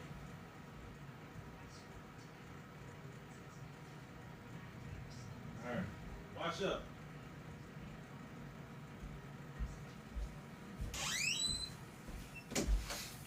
But yeah, so I paid motherfucking $4-5 for that shit. So then, I hit the flight like it was 13 hours, right? So I talking like Trump. I flew into Houston Airport, which Houston Airport is fucking horrible. Houston Airport is the worst airport ever. Man, I went through cause you go, when you come from international flight, you gotta go through customs and shit, right? I go through fucking customs. Houston is horrible. Bruh. First, the motherfucking old man checking passports. Right before you go through the security shit. I go through, actually, I love Atlanta Airport. I love Charlotte Airport. I love Atlanta. I love Denver Airport. But, so I'm about to go through security. And so I go through the TSA pre-check line. He scanned my boarding pass and I'm about to walk through. He talking about, oh, nah, you got to go back to the other line because you're not TSA pre-check. I said, what? He was like, yeah, you're not TSA pre-check. I said, yes, the fuck I am. And the way he had me convinced, so I turned around and I thought about it. I was like, what the fuck? I said, hell no. So I turned to the little white dude that was doing the, directing the line. I said, I pull up my boarding pass. I had the printed out ones. So I pull it up on my phone. I look at my boarding pass. It say TSA pre-check. I said, yo, bro, you see that? I hold it up to the little white dude. I was like, do that say TSA pre-check? He was like, yeah. I said, So why the fuck he telling me that my shit don't say that? So I went back. I said, hey. And he's like, oh, I'm sorry. Yeah, nigga, you sorry. I paid for this shit. The fuck you talking about? Then I get to the security where they scan your bags and shit. Houston has an automated system that only scan like it only pushes 3 bins in at a fucking time. I said, oh my fucking God. Then the escalators in fucking Houston go slow as hell. The sky train, slow as hell and raggedy as fuck. I said, boy, Houston airport is horrible. So then I get to the Whataburger. You know, the Whataburger that's over there on B Gate. I get to the Whataburger because I'm like, okay, you know, I mean, you know, hey, there ain't no Whataburger in Virginia. I love me some Whataburger. So I go, bro, that meal was $20. I just went from paying $2 for a whole fucking meal in Thailand. Fucking the $20 I spent buying big ass bag full of fucking chips and snacks and cookies and all type of shit. For $20. Hell, you could buy a piece of pussy out there for $20. Like and I just paid $20 for a burger, a fried, a fucking Powerade. I said, man, bruh. Man, I said, get me the fuck out, bruh. That shit pissed me smooth the fuck off. I'm talking about, bruh, y'all see me. I was posting pictures of the food I was eating, man. Eating all that ramen and pad thai. And, bruh, you could just go up and find a restaurant, sit down, you $3, $4, $5 a whole fucking meal. Nigga, Whataburger $20 whether it's in the airport or not. Shit. That shit expensive, period. I went to Walmart today, nigga. I bought some CeraVe for my face. I bought some fiber gummies. I bought some digestive enzymes. I bought a pack of chicken thighs, 2 packs of fucking ramen, like the imported Japanese ramen, and two things of Chobani flips. $92. 92. I said, man, I'm so sick of it. I'm so fucking sick of that. Oh my God.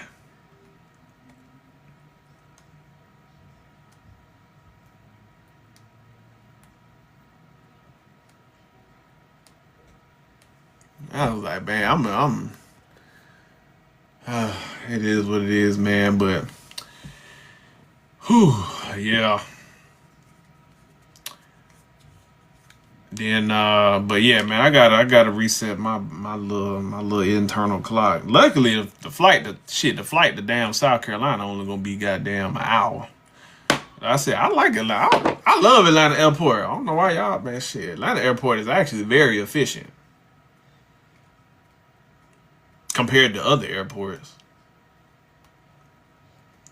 But I like Atlanta Airport, but if I had to pick, it would be Charlotte. I do, and Charlotte Airport is cool. Atlanta Airport got probably the biggest Amex lounge. That's another thing in Houston. That fucking Amex lounge in Houston was ass, and it was small. That shit was small and it was ass. Cause the one in Atlanta, it got them niggas back there cooking. They be having some good food at the one in Atlanta. Shit, the one I had the last time when we was coming back from Mexico, but they had some hot honey lemon pepper chicken thighs. They had like a some kind of like lima bean goulash, chicken goulash thing. It was like corn, some kind of the lima beans, tomatoes, and chicken, and pinto beans or some kind of bean in there. And it was like a goulash, tomato based sauce. That shit was some garlic, mashed with some garlic and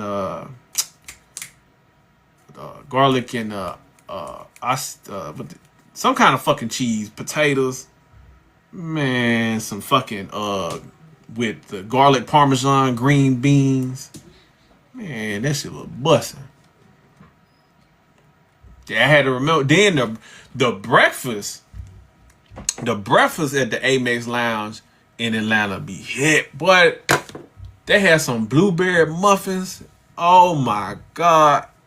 Them was the best muffins I ever had in my motherfucking life. And I don't even eat muffins like that. I was slaughtering them muffins. Then they had they be making pimento cheese grits. I never had pimento cheese in no fucking grits, but them bitches was delicious. Oh my God. But yeah, bro. I like Atlanta Airport. I don't have no issues in there.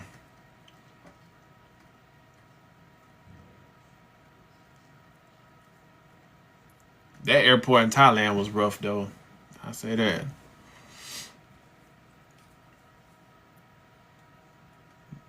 But I'll tell you this though. Being able to see, that's why I like long layovers, because I don't like having to fight to get in them lounges, which they need to up the price or something. Because, but I will say it's starting to weed out. It's starting to reset, and that niggas' money is starting to get funny now, so it's starting to even out. But I like to get in the airport, man. I don't mind getting a 3-4 hour layover, because I don't like to be rushing and running through the airport. I like to get in, go to the lounge, give me a little food, you know, get a couple of drinks. I be chilling. I don't like ripping and running around the fucking airport. I don't like that shit. But traveling with being able to get into lounges makes it, and so when I flew to Japan, when I flew to Thailand, from my flight from Japan to Thailand, I had my flight from here to Japan, the long flight, I had a Polaris seat. That's the motherfucker that lay down, the full, seat, the first class Polaris seat on United. Man, I see why rich people be doing the shit they do to stay rich, but boy, man, but that was the best money I ever spent. So then on the way back, I was trying to get one, but they had sold out. So I'm like, well, damn, I guess everybody wants to fly back to America, and everybody that's flying back to America this day got fucking money, because them motherfucking seats was gone. I was like, motherfucker. Then I had to fly back in an economy seat. And that was the worst time of my fucking life, sitting 13 hours on a plane in a fucking economy seat. Knowing I had the money to upgrade, but niggas bought the seats before me. I was fucking pissed.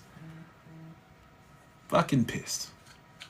But them lay down seats is worth every motherfucking penny, boy. I tell you that much. Them motherfuckers worth every penny, boy. Ooh. That shit was nice. I can't plan ahead. I went out there for work. They buy my tickets. I don't book my tickets. The travel team books my ticket. I can only upgrade after they buy my ticket. Nah, that's what I don't. I wasn't in the middle. I wasn't in the middle. Hell no.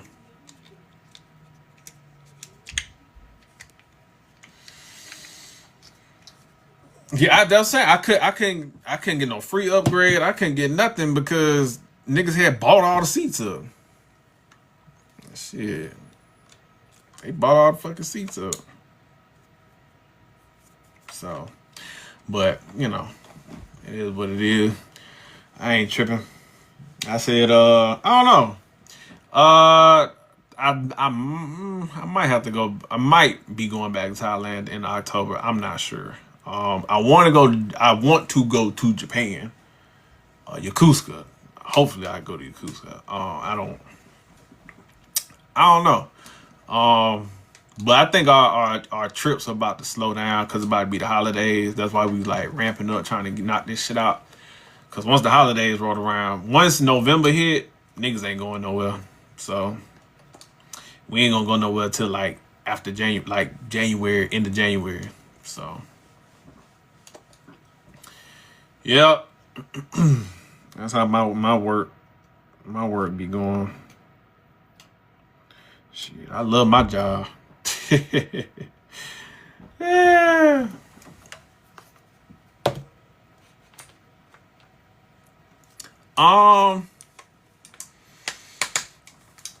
Korea,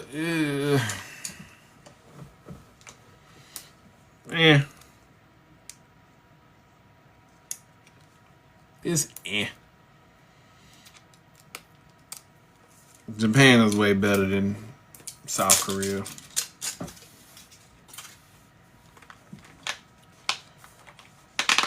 But that's the thing though, like you can pretty much go to any Asian country and get the other Asian food. Like, cause when I was in Thailand, like I was able to get Thai food, Chinese food, Japanese food, Korean food, and Filipino food. Like all the Asians, they all be everywhere. So it's like it ain't hard to get the other person food. In Japan is iffy. You can get Korean food in Japan for sure, but not so much Thai and Filipino food. But you can get Korean food in Japan, cause Koreans do be out there. But like Thailand, everybody was out there, motherfucker. Yeah, you get Indian food. But I'm not a fan of Indian food. I don't. But yeah, I had they got the pho, the pho out there, the glass noodles and shit. The Koreans be eating. Then it's a lot of it's Chinese folks out there, so you get Chinese food, you get the Thai food, there's a lot of Japanese people out there, so you get Japanese food. One of the spots I went to was a Japanese a little ramen, Japanese ramen and shit like that.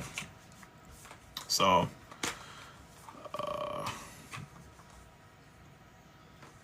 but yeah, it's I actually prefer, like, outside of like Spanish, like Mexico, Latin America, South America, that area, the other place that I actually like to go is the Middle East. I love the Middle East. Like, not when I'm deployed, but like those areas, Afghanistan, Syria, Yemen, bullshit. But like Saudi Arabia, Qatar, Kuwait, Bahrain, the UAE, those places are really nice. No, I don't say nice. They are nice, but there is like I love Middle Eastern food. I love the culture. I like the history that's in like Eurasia and shit like that. So Middle East is up there on my list of places. Now, it might not be so friendly for women, but but honestly, like Saudi Arabia, you'll be fine. Just respect them people. Respect a lot of people go out there, they don't respect the culture, man. Like, you go out there, you respect the culture, you cover up what you're supposed to cover up, you do what you're supposed to do, you'll be fine. But then you get motherfuckers that go out there, like that girl that went to Dubai, and you trying to hit the weed pen, and you trying to go out there, call, like, man, that's when you run into problems. That's when you run into problems. But go out there, do what you're supposed to do, you'll be fine. See, but niggas like to go places and be niggas, thinking they American. They can just go anywhere and do what the fuck they want in other people's countries because they American and don't want to respect nobody's culture. Yeah, they don't play about this shit out there, bro. You go out there and act crazy in them folk country if you want to. Shit. That's the thing, bro. A lot of Americans, they go out these people countries And they, oh, I'm American. All right, man, you better calm that nigga shit down and act like you got some motherfucking home training. She said, I want to visit every country. Yeah. It was cool, though.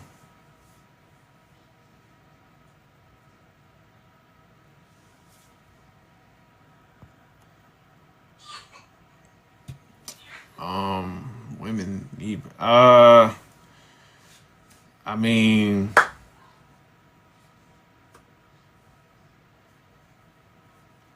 it's not a lot of countries you just go and do what the fuck you want in them. Who started the YNs will say, you know who started this shit.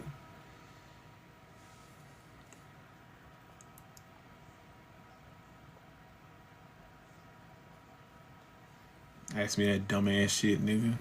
You know who started this fucking shit.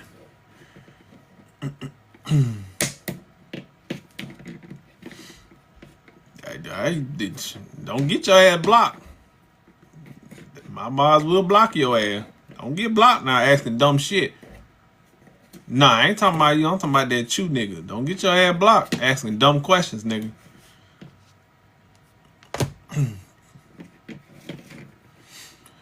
But I ain't got no particular topic today anyway, so see? D done muted your ass. Shut the fuck up. Y'all wanna get him play and be stupid. Now you gotta be quiet. Now you gotta sit there with your thumbs and twiddle your thumbs. Cause you wanna be stupid.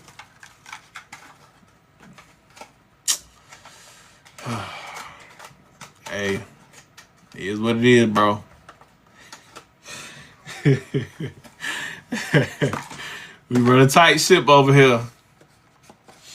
Yeah, like when that weird nigga, what that nigga name? What the nigga name? The weird motherfucker, the pansexual nigga that was trying to get me to go back and forth. You know, gonna pull up to the live and be like, I went to his live and he, man, shut your ass up, you weird sissy ass nigga.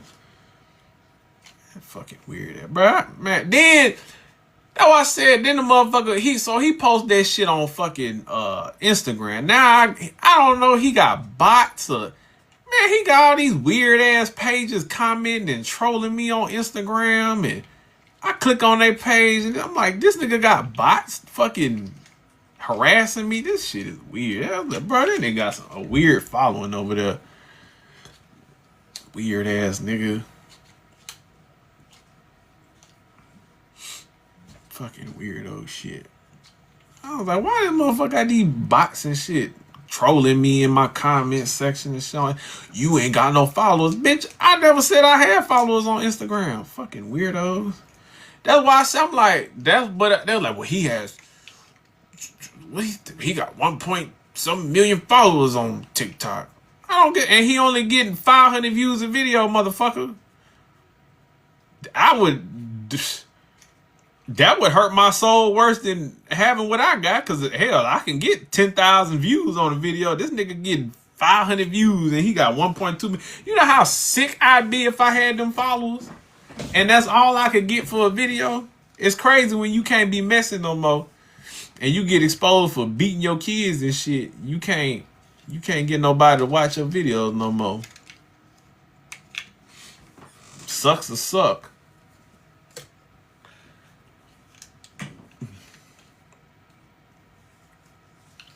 Yeah, man, I know they care about this. They think that everybody lives through social media. Like, I don't care about this shit.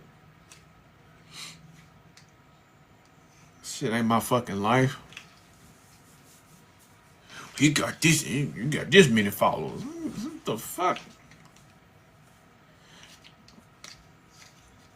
You got all them followers, don't nobody even watch your fucking videos, but I don't know. People are weird.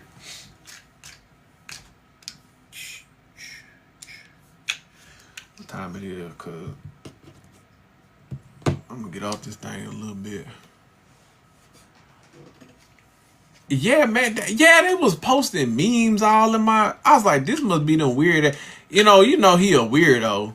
You know what I'm saying? He a pancake, pansip, whatever he is. And a nigga with a septum ring. Shit, that's how we can boil that too. And he got them weird. He got them Goiper niggas that follow him because they was all in my fucking comments on Instagram, posting memes and shit, the robot memes, and I said, oh, that's the type of crowd that follow him. I said, okay, weirdos, fucking weirdos over there. I said, all right, bro. It was posting that frog meme in my damn. I said, oh Lord, them the people that fuck with you. So that's the crazy part, right? And I saved that girl video because it's wild that her video. It was a chick and she was like, when they think you biracial, and then she showed her mom and daddy. Then she showed her grandparents on her mama and daddy side. Everybody black because she light skinned with curly hair and green eyes. It was like, oh, she mixed. She was like, I'm fucking black, and it's like his followers on Instagram was questioning if I'm black. Hell, fuck him. People I've had, even when I said my little shit about Deontay, and anytime I go against a Talcum X motherfucker, pro black nigga, I say something about Dr. Umar. Niggas be like, oh, you a half breed, you got a white wife, and you mixed, and you got mixed kids, and I'm like, what the fuck? Like, what are you talking about? It's like, nigga, like, bro, I am always talking about black men marrying black women, making black children, building a black family. I always talk about that. And niggas are like questioning me and my blackness when my mama and daddy are both black. As if two black people can't make a light-skinned child. My wife is black. I'm black. Our children are light-skinned because we're light-skinned. But we're both black. I'm like, y'all couldn't have grown up in peak light skin times in the 90s, late 80s, 90s. Cause it was plenty of black motherfuckers who were just light skinned with hazel eyes, green eyes, light brown eyes, sandy blonde eyes, but curly hair, but they black. So I was like, that's crazy, bro. I'm like, y'all are fucking weird. And it's like they'll question me, right? But not the nigga who's actually biracial, or not the niggas who date white women and make biracial children. As long as you tell niggas what they want to hear, and it's rise up, and it's the white man fault, and it's the government fault, why you ain't got shit, nigga. As long as you sell that Dr. Umar shit to these niggas, this Malcolm X shit to these niggas, and they will never question you, the person. That's the crazy, like, Amanda Seals, fucking biracial. An immigrant biracial at that. An immigrant biracial at that. Her daddy's like Jamaican or some shit. Her mama was white. Wait, hold on. Is Amanda Seals biracial?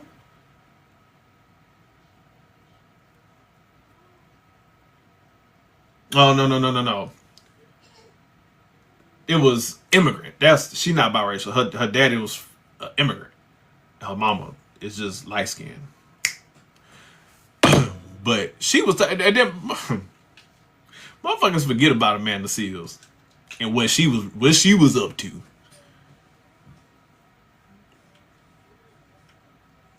Duh, Jatia, I just said that. I just corrected myself. The fuck? Lord Jesus. Y'all niggas just want to say some shit. I literally just corrected my own self about that. And said I was wrong. The fuck? Y'all niggas. Anyways. But niggas forget what Amanda Seals done did. But because she pivoted to... Alright, well, go comment on somebody else shit. The fuck out my shit. It's not being weird. But... motherfuckers forget she tried to get the football player that was like end up being like a doctor. So cause she got curved by that nigga, she tried to lie and like ruin that nigga and get him sent to jail. Niggas really forgot that. Everybody forgot how she was beefing with Issa Rae, Myron Rowe. Everybody forget the Myron Rowe situation. Then everybody forgot about how she was causing beef with everybody on the fucking set, along with Issa Rae, and talking shit about Issa Rae. You know, during Insecure. Everybody forget about all that because she pivoted and just started talking that bliggity black shit. Everybody just kind of forgot about how Amanda Seales was carrying on before she pivoted during the election cycle and just start being pro-black. They forgot about all the shenanigans she was doing. Yeah.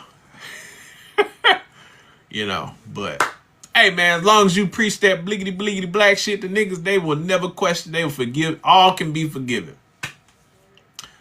You know, you can self-diagnose yourself with, you know, mental illnesses and shit and disabilities. You can do, hey, but hey, you get behind a podcast mic and you tell niggas what they want to hear, they will not question you. You can be a dark-skinned nigga with you know, a non-black wife and biracial children, but as long as you tell niggas it's the white man's fault why they ain't got it, and I stand for black people, but you ain't with a black woman. Then them niggas try to tell me his wife was, or his fiance, wife, whatever she is, was black. Get the fuck. All right. Okay. I looked at that one, bruh.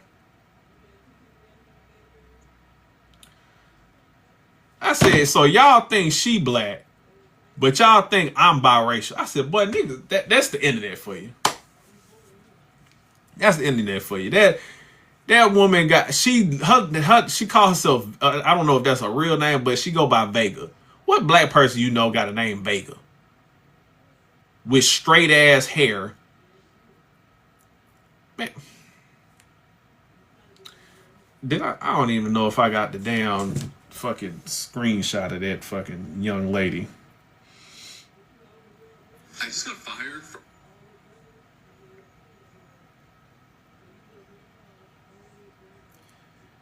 Let me see if I can pull that chick back up. I'm about to find that nigga page real quick.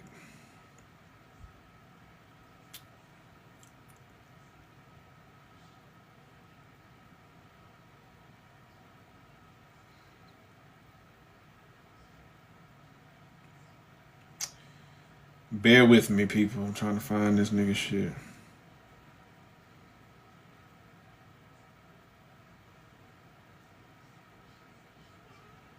Don't tell me did he block me?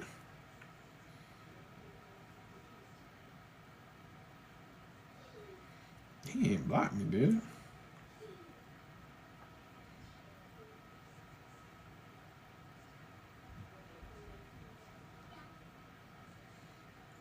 Let me try to.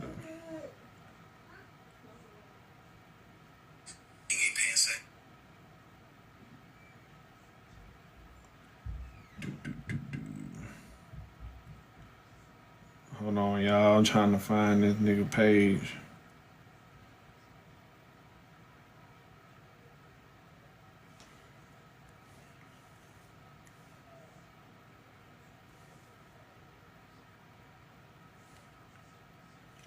Did that nigga break Benzie T-Mac? Did that nigga make a backup page? That's that true nigga, ain't it? That D block. I think he's back. I just got fired from my job because of my Charlie Kirk video. And I want to say... Damn.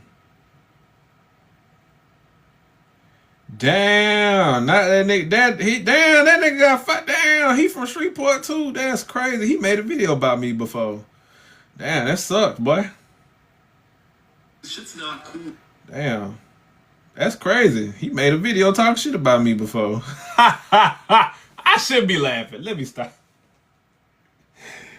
Ah, boy, the universe working. I'm trying to find this nigga, and I stumble. I was like, ain't that one motherfucker that? That's crazy, yo. That's crazy. Damn.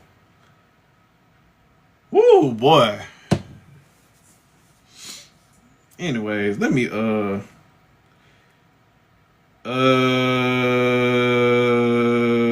what is his name? Jake King. Yeah, there you go. Now, where is that girl?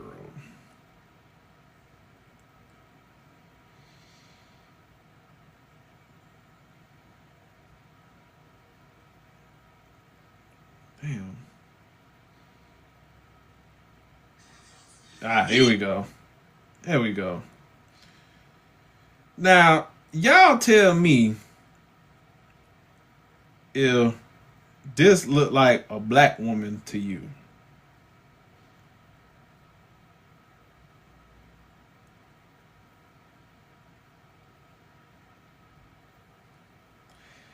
Tell me if this looked like a black woman or a Hispanic woman. To y'all.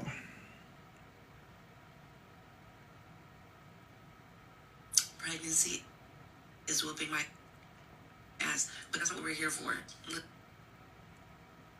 get into it.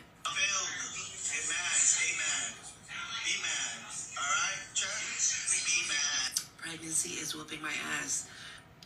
Do that look like a fucking black lady to y'all? Do she look black? Oh, he was trolling? Damn. Well, he got me. She don't really look black to me. I could be wrong. But if she looked like Dominican or Puerto Rican, I mean no black. Me Puerto Rican. You know, cause if she was black, he would have said she was black when I said that he was making babies with a non-black woman. But he never said nothing about that. A black grandparent, you know, I think she posted a picture with like they was at like a family function and he was around her family and they didn't look black.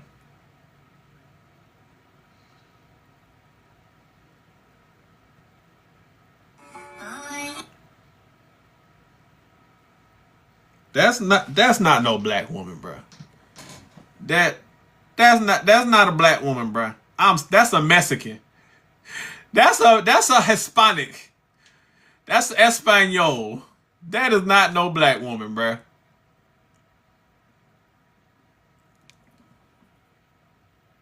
That ain't no black woman.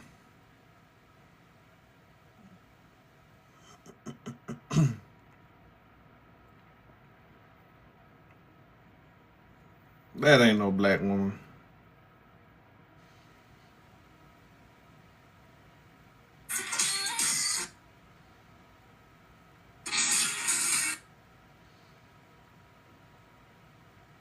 Yeah, that ain't no black woman.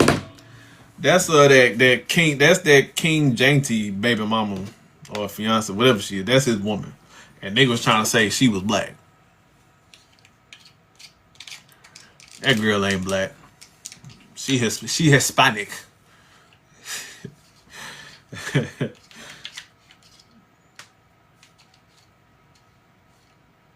Chica es Española.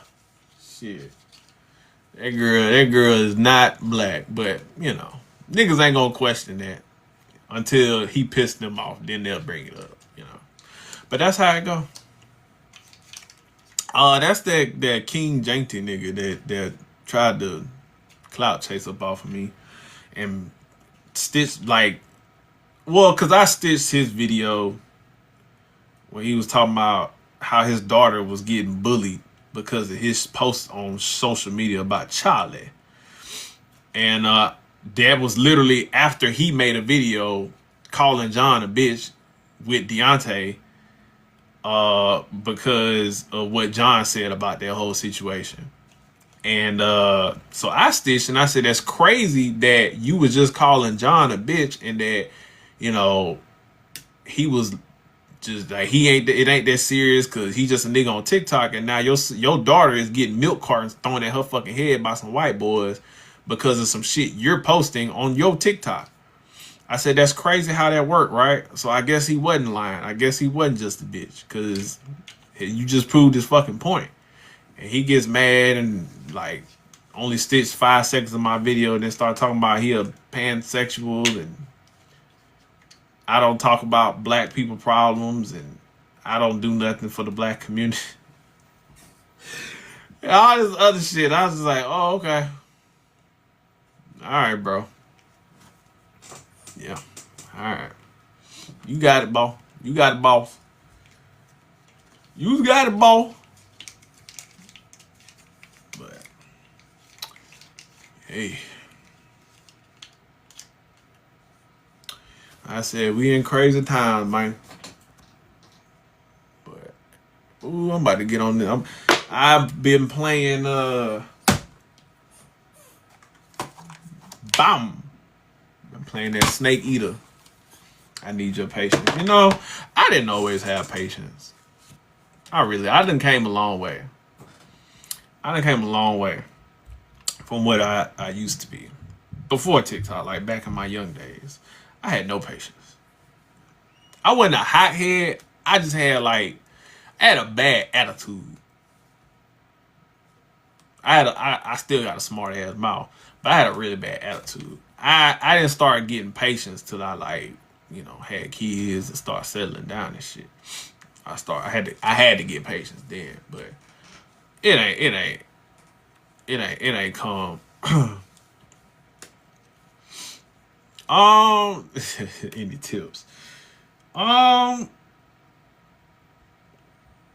don't know, man. I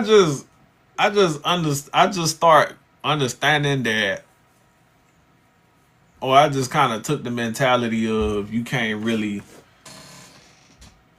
waste energy on most people because as you can see, most niggas are just dumb. So I just stopped giving shit a lot of energy because I ain't gonna hold on.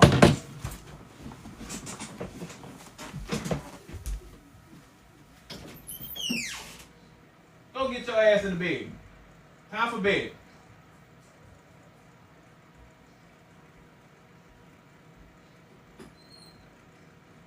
Make sure he ain't got no iPad. Time for bed. Because he don't like to get up in the fucking morning. Then he go to school and terrorize everybody because he ain't go to fucking bed.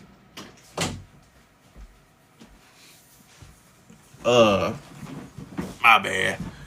But yeah, I just had to stop. I had to realize and just stop giving motherfuckers energy, man.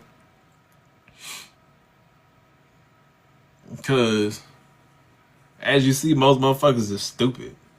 A lot of people are just not smart. And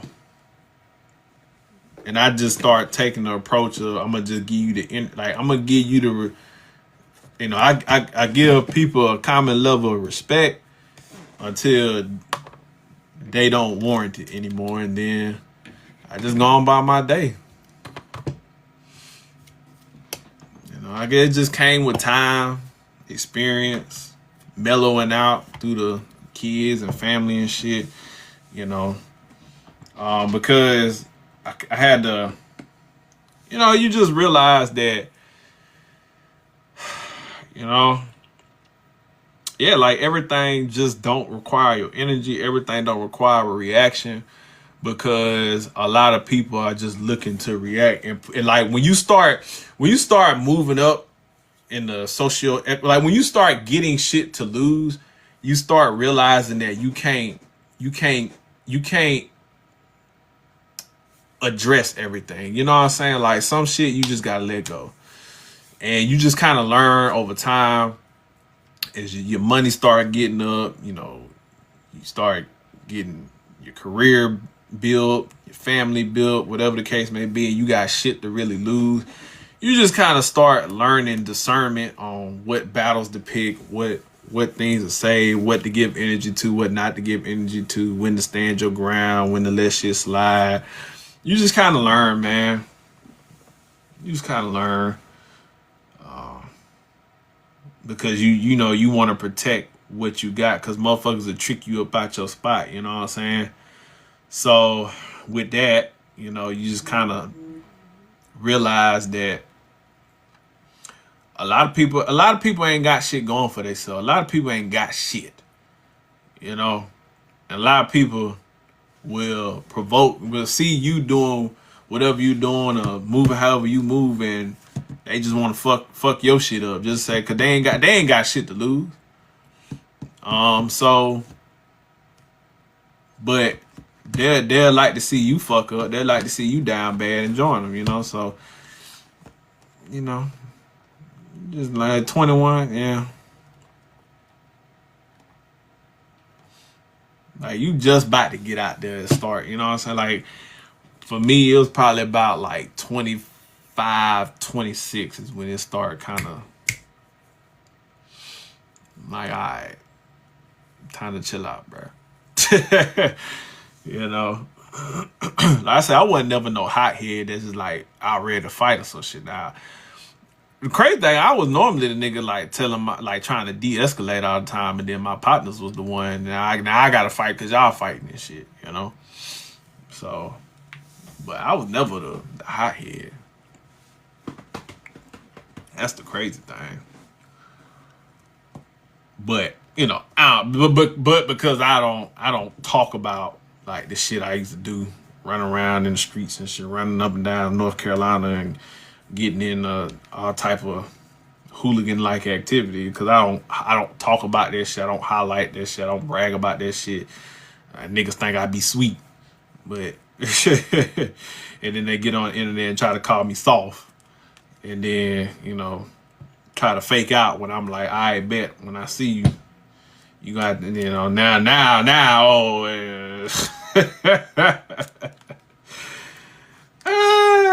you know, hey, that's how it go, man. That's how it go.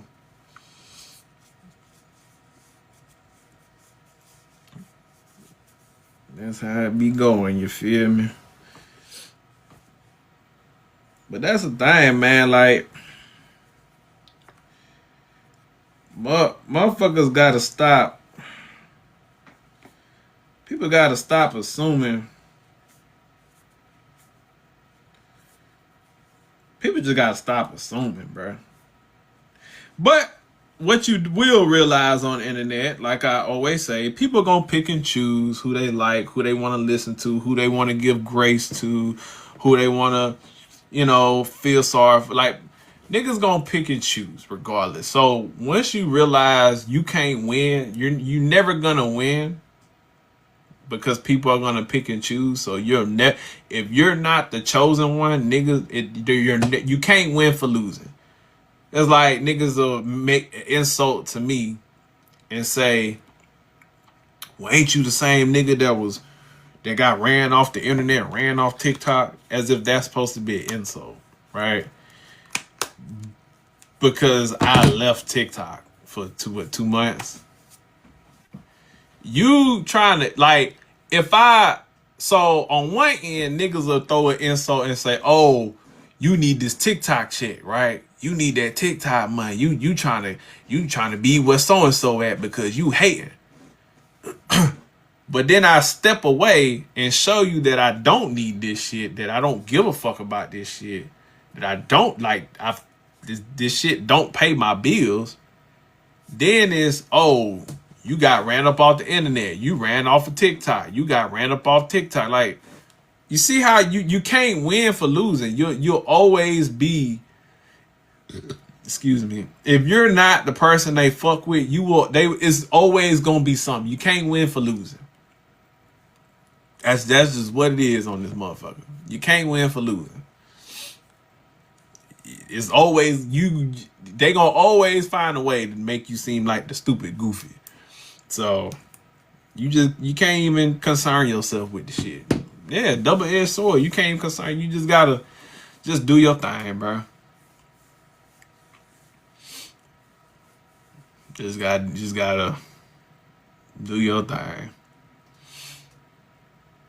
It's just it's weird, bro. It's like we just live in weird times, man. With everything, it's like it's just like everything's so weird. Niggas don't got no man. Even like in my personal life, with my family, right? Blood family, even my wife family. You know how earlier I was talking about like with that Trump shit, how I feel it's so wild and so ass backwards now that I feel like I'm the crazy one because I have normal thoughts and reactions to this shit and nobody else does. Like the masses don't, right? So I feel like I'm the crazy one, like I'm the oddball. So with like this family shit, it's kind of like the same thing. It's like I go out my way to try to appease family and do things. 'Cause it's like you family and whoop de whoop and show up for niggas, help niggas out and do things and extend, olive branches when they do all that and give motherfuckers all this grace and chances and my resources or whatever. And motherfuckers will give me they ass to kiss. That's why we had to cancel our vow renewal because family that was supposed to be in the fucking the wedding the vow renewal last minute. Oh, we can't come. Can't do that. Then just to find out a month later they going on fucking vacations and shit. I said okay, but that was my wife's family. My family, we went down there. My parents said, "Oh yeah, we can watch the kid." Then they bullshit. That's why I fell out with them because they start being weird with watching the kids and shit. Then while we was gone, my wife, my cousin, the one I was telling y'all about that when he just joined the Navy, when he came out here, gave him the money for the down payment, helped to set up his insurance, took him all around to get his car, chopped it up with him, kicked game to him about the Navy, how to move, just for that nigga. He was supposed to stay at my house and watch the fucking dog. He was running around and driving my car, that is, and let the dog, wasn't coming home to take care of the dog. She get out the cage. She done tore up the bathroom. And y'all know my dog is well trained, but she's still a dog. And he was just leaving her in the cage. Wasn't coming to my house to let her out. He was ripping and running, trying to meet up with me. Bullshit. And then wrecked my fucking car. Then didn't even tip. Like, it was just and I was just like, you know what? I'm done helping. I'm done helping, nigga. I'm done with that family and I'm done with that shit, bro. But it's so crazy because I'm like, do people, like, I'm the type of dude, if you ask me, you need me, bro, I'm there. I'm there. I done help. No, not my X6, my Lexus. Fuck no, not my X6. Like I done help random strangers on this app that hit me up. I done sent bread. I done did all type of shit for niggas. Like if you ask of me, bro, I'm just gonna do. That's just the type of nigga I am. You know what I'm saying? Like no question asked. I'm not looking for nothing. I'm not looking for nothing in return. If anything, just some appreciation. If that. And I did all that for motherfucker just for that nigga, like her cousin to do that shit. I'm like all I did was ask you to just watch my house. Mind you, the nigga he got a barracks room. I'm letting you stay in my fucking house, bruh. You know what I'm saying? And I'm like, all I asked you to do is watch my fucking dog, bruh. And it's like, nigga, I asked you, you said you could do it. And just for you not to do it, when all you had to do was say, nah, I'm good, bro. And I could have just put her in the daycare or sent her to another friend house or something. But I'm like, I want her to stay comfortable. I'm like, if you ain't got shit to do, you just stay at my crib. Then like with my parents, as far as like watching my kids while we went to Mexico and shit, or them staying there. And I'm like, I asked my daddy the week before we came out there, like, are you still able to watch the kids? Because he was calling my sisters complaining and shit. And I'm like, yo, are you we still good to stay? They still good to stay? Oh, yeah. Then they get down there and y'all acting funny. Like, they inconveniencing y'all. And it's like, bro, I go out my way to help niggas, man. And I just like, do nobody stand on principle no more? Like, is everybody just like, is this the norm? Like, am I the oddball? Like, helping people? Is it odd to like help people and like have that reciprocated? Like, damn, it's just like everybody's so selfish. Everybody's so self-centered. It's what you gonna do for me. I don't give a. I'm gonna fuck you over, and it's just like, as long as I got mine, I don't even give a fuck. Like, I come from a time where it was like, if you family or you the homie or you know what I'm saying? Like, nigga, if somebody looked out for me, I'ma look out for them. You know what I'm saying? Like, when the homies and shit looked out for me, or somebody looked out for me, if you need a favor, bro, if you ever need something, hey, bro, I'm there. Even if we wasn't friends, even like it's just acquaintance or something, co-worker. Like, if you look out for me, I'm gonna look out for you. That's just, I feel like that's normal. But it's like nowadays, bro, it's like everybody just so selfish, so fake, so self-absorbed, just looking, what can you do for me? And then when you need something from them, now it's an excuse, or they act like you can convince them, or they bullshit and half step. And I'm like, bro, it just seemed like that's the norm now. And that's just, and it's so normalized now that nobody is reciprocative. Nobody stand on principle. Everybody's so selfish. It's so normal to where I feel like I'm a fucking weirdo.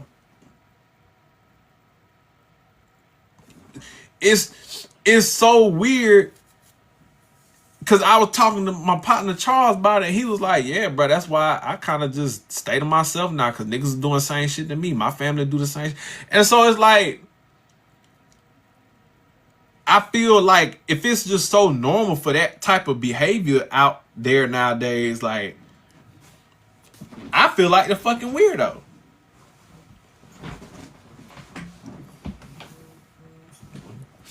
I feel like the fucking weirdo.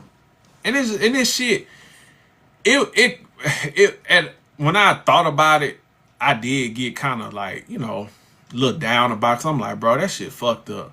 But then after I had my little mope session for a little couple minutes, I'm like, you know what? But fuck it.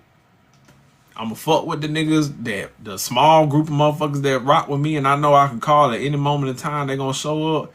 And that's it, bro. Fuck the family, fuck the friends, fuck everybody who half at, like, nah, bro. I'm not. But it's just crazy how I'm not the only person going through that, but it's a lot of people that are exhibiting that selfish like behavior, and that just feel like that's just like everybody's just so out. It's all about me. I'm out for me, and that shit translate to like.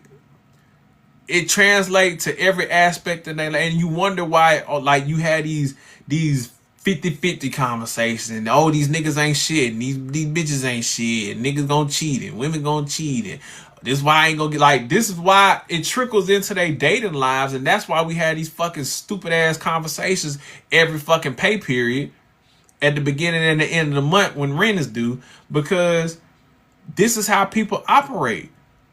Motherfuckers are so selfish and just me. What can I give for me? Because what do they call it? Self-love. Because I spent so much time giving energy to niggas I shouldn't have been giving energy to, or bitches I shouldn't have been giving energy to. So now I'm going to harden myself and just I'm going to get mine from everybody. No matter who you are, because it's self-love and I'm putting me first. So it's just like, I'm going to fuck everybody over. Versus I'm not going to get taken advantage of. So I'm going to use my discernment and learn from my mistakes to give and pour into people who also pour into me. Instead of taking that approach, niggas just be like, fuck it. that ain't shit nigga that I know I had no business dealing with did me dirty, so everybody gotta pay because I'm self-love and I'm putting me first. Like, that's the fucking toxic ass, backward ass mentality that motherfuckers walk around. Oh, she did me dirty. That bitch I had no business talking to and giving energy to anyway. My baby mama did it. So now everybody gotta pay because I gotta put me first. And I ain't never gonna let no bitch or nobody do me dirt ever again. And it's like, okay, so now everybody gotta pay because you're selfish. I don't know. But I think that's where that shit stems from. And it's just like, but let social media tell it, and everybody is healed, and everybody is doing the self work, and everybody is going to therapy, and everybody is like. Then you get to dealing with niggas, and niggas are fucked up, bruh. Motherfuckers are fucked up. Like, everybody think they the motherfucking picture perfect motherfucker while around. These motherfuckers are fucked up, bro. That's why I keep them. Like, it's like, man, I said I got my small circle of people, and that's it, bro.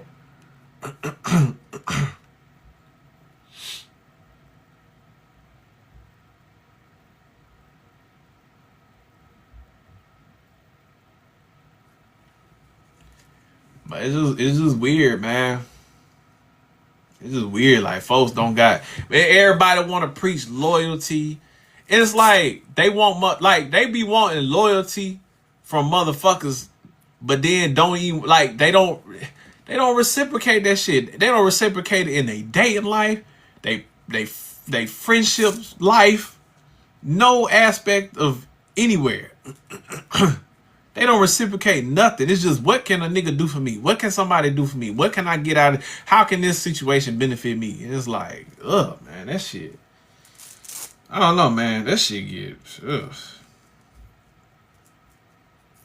And it'll be family. It'll be romantic people. It'll be friends. And it's like, I don't know, man. It's like people get so, like, self-absorbed in what they got going. Like, it's just certain shit that, if you a friend, you family, you said you need something, bro, I'm there. I'm gonna do it. What you need? What you need, bro? Everybody say they built like that, but niggas ain't built like that. Niggas ain't built like that for real. Motherfuckers is not really exhibiting that behavior in real life.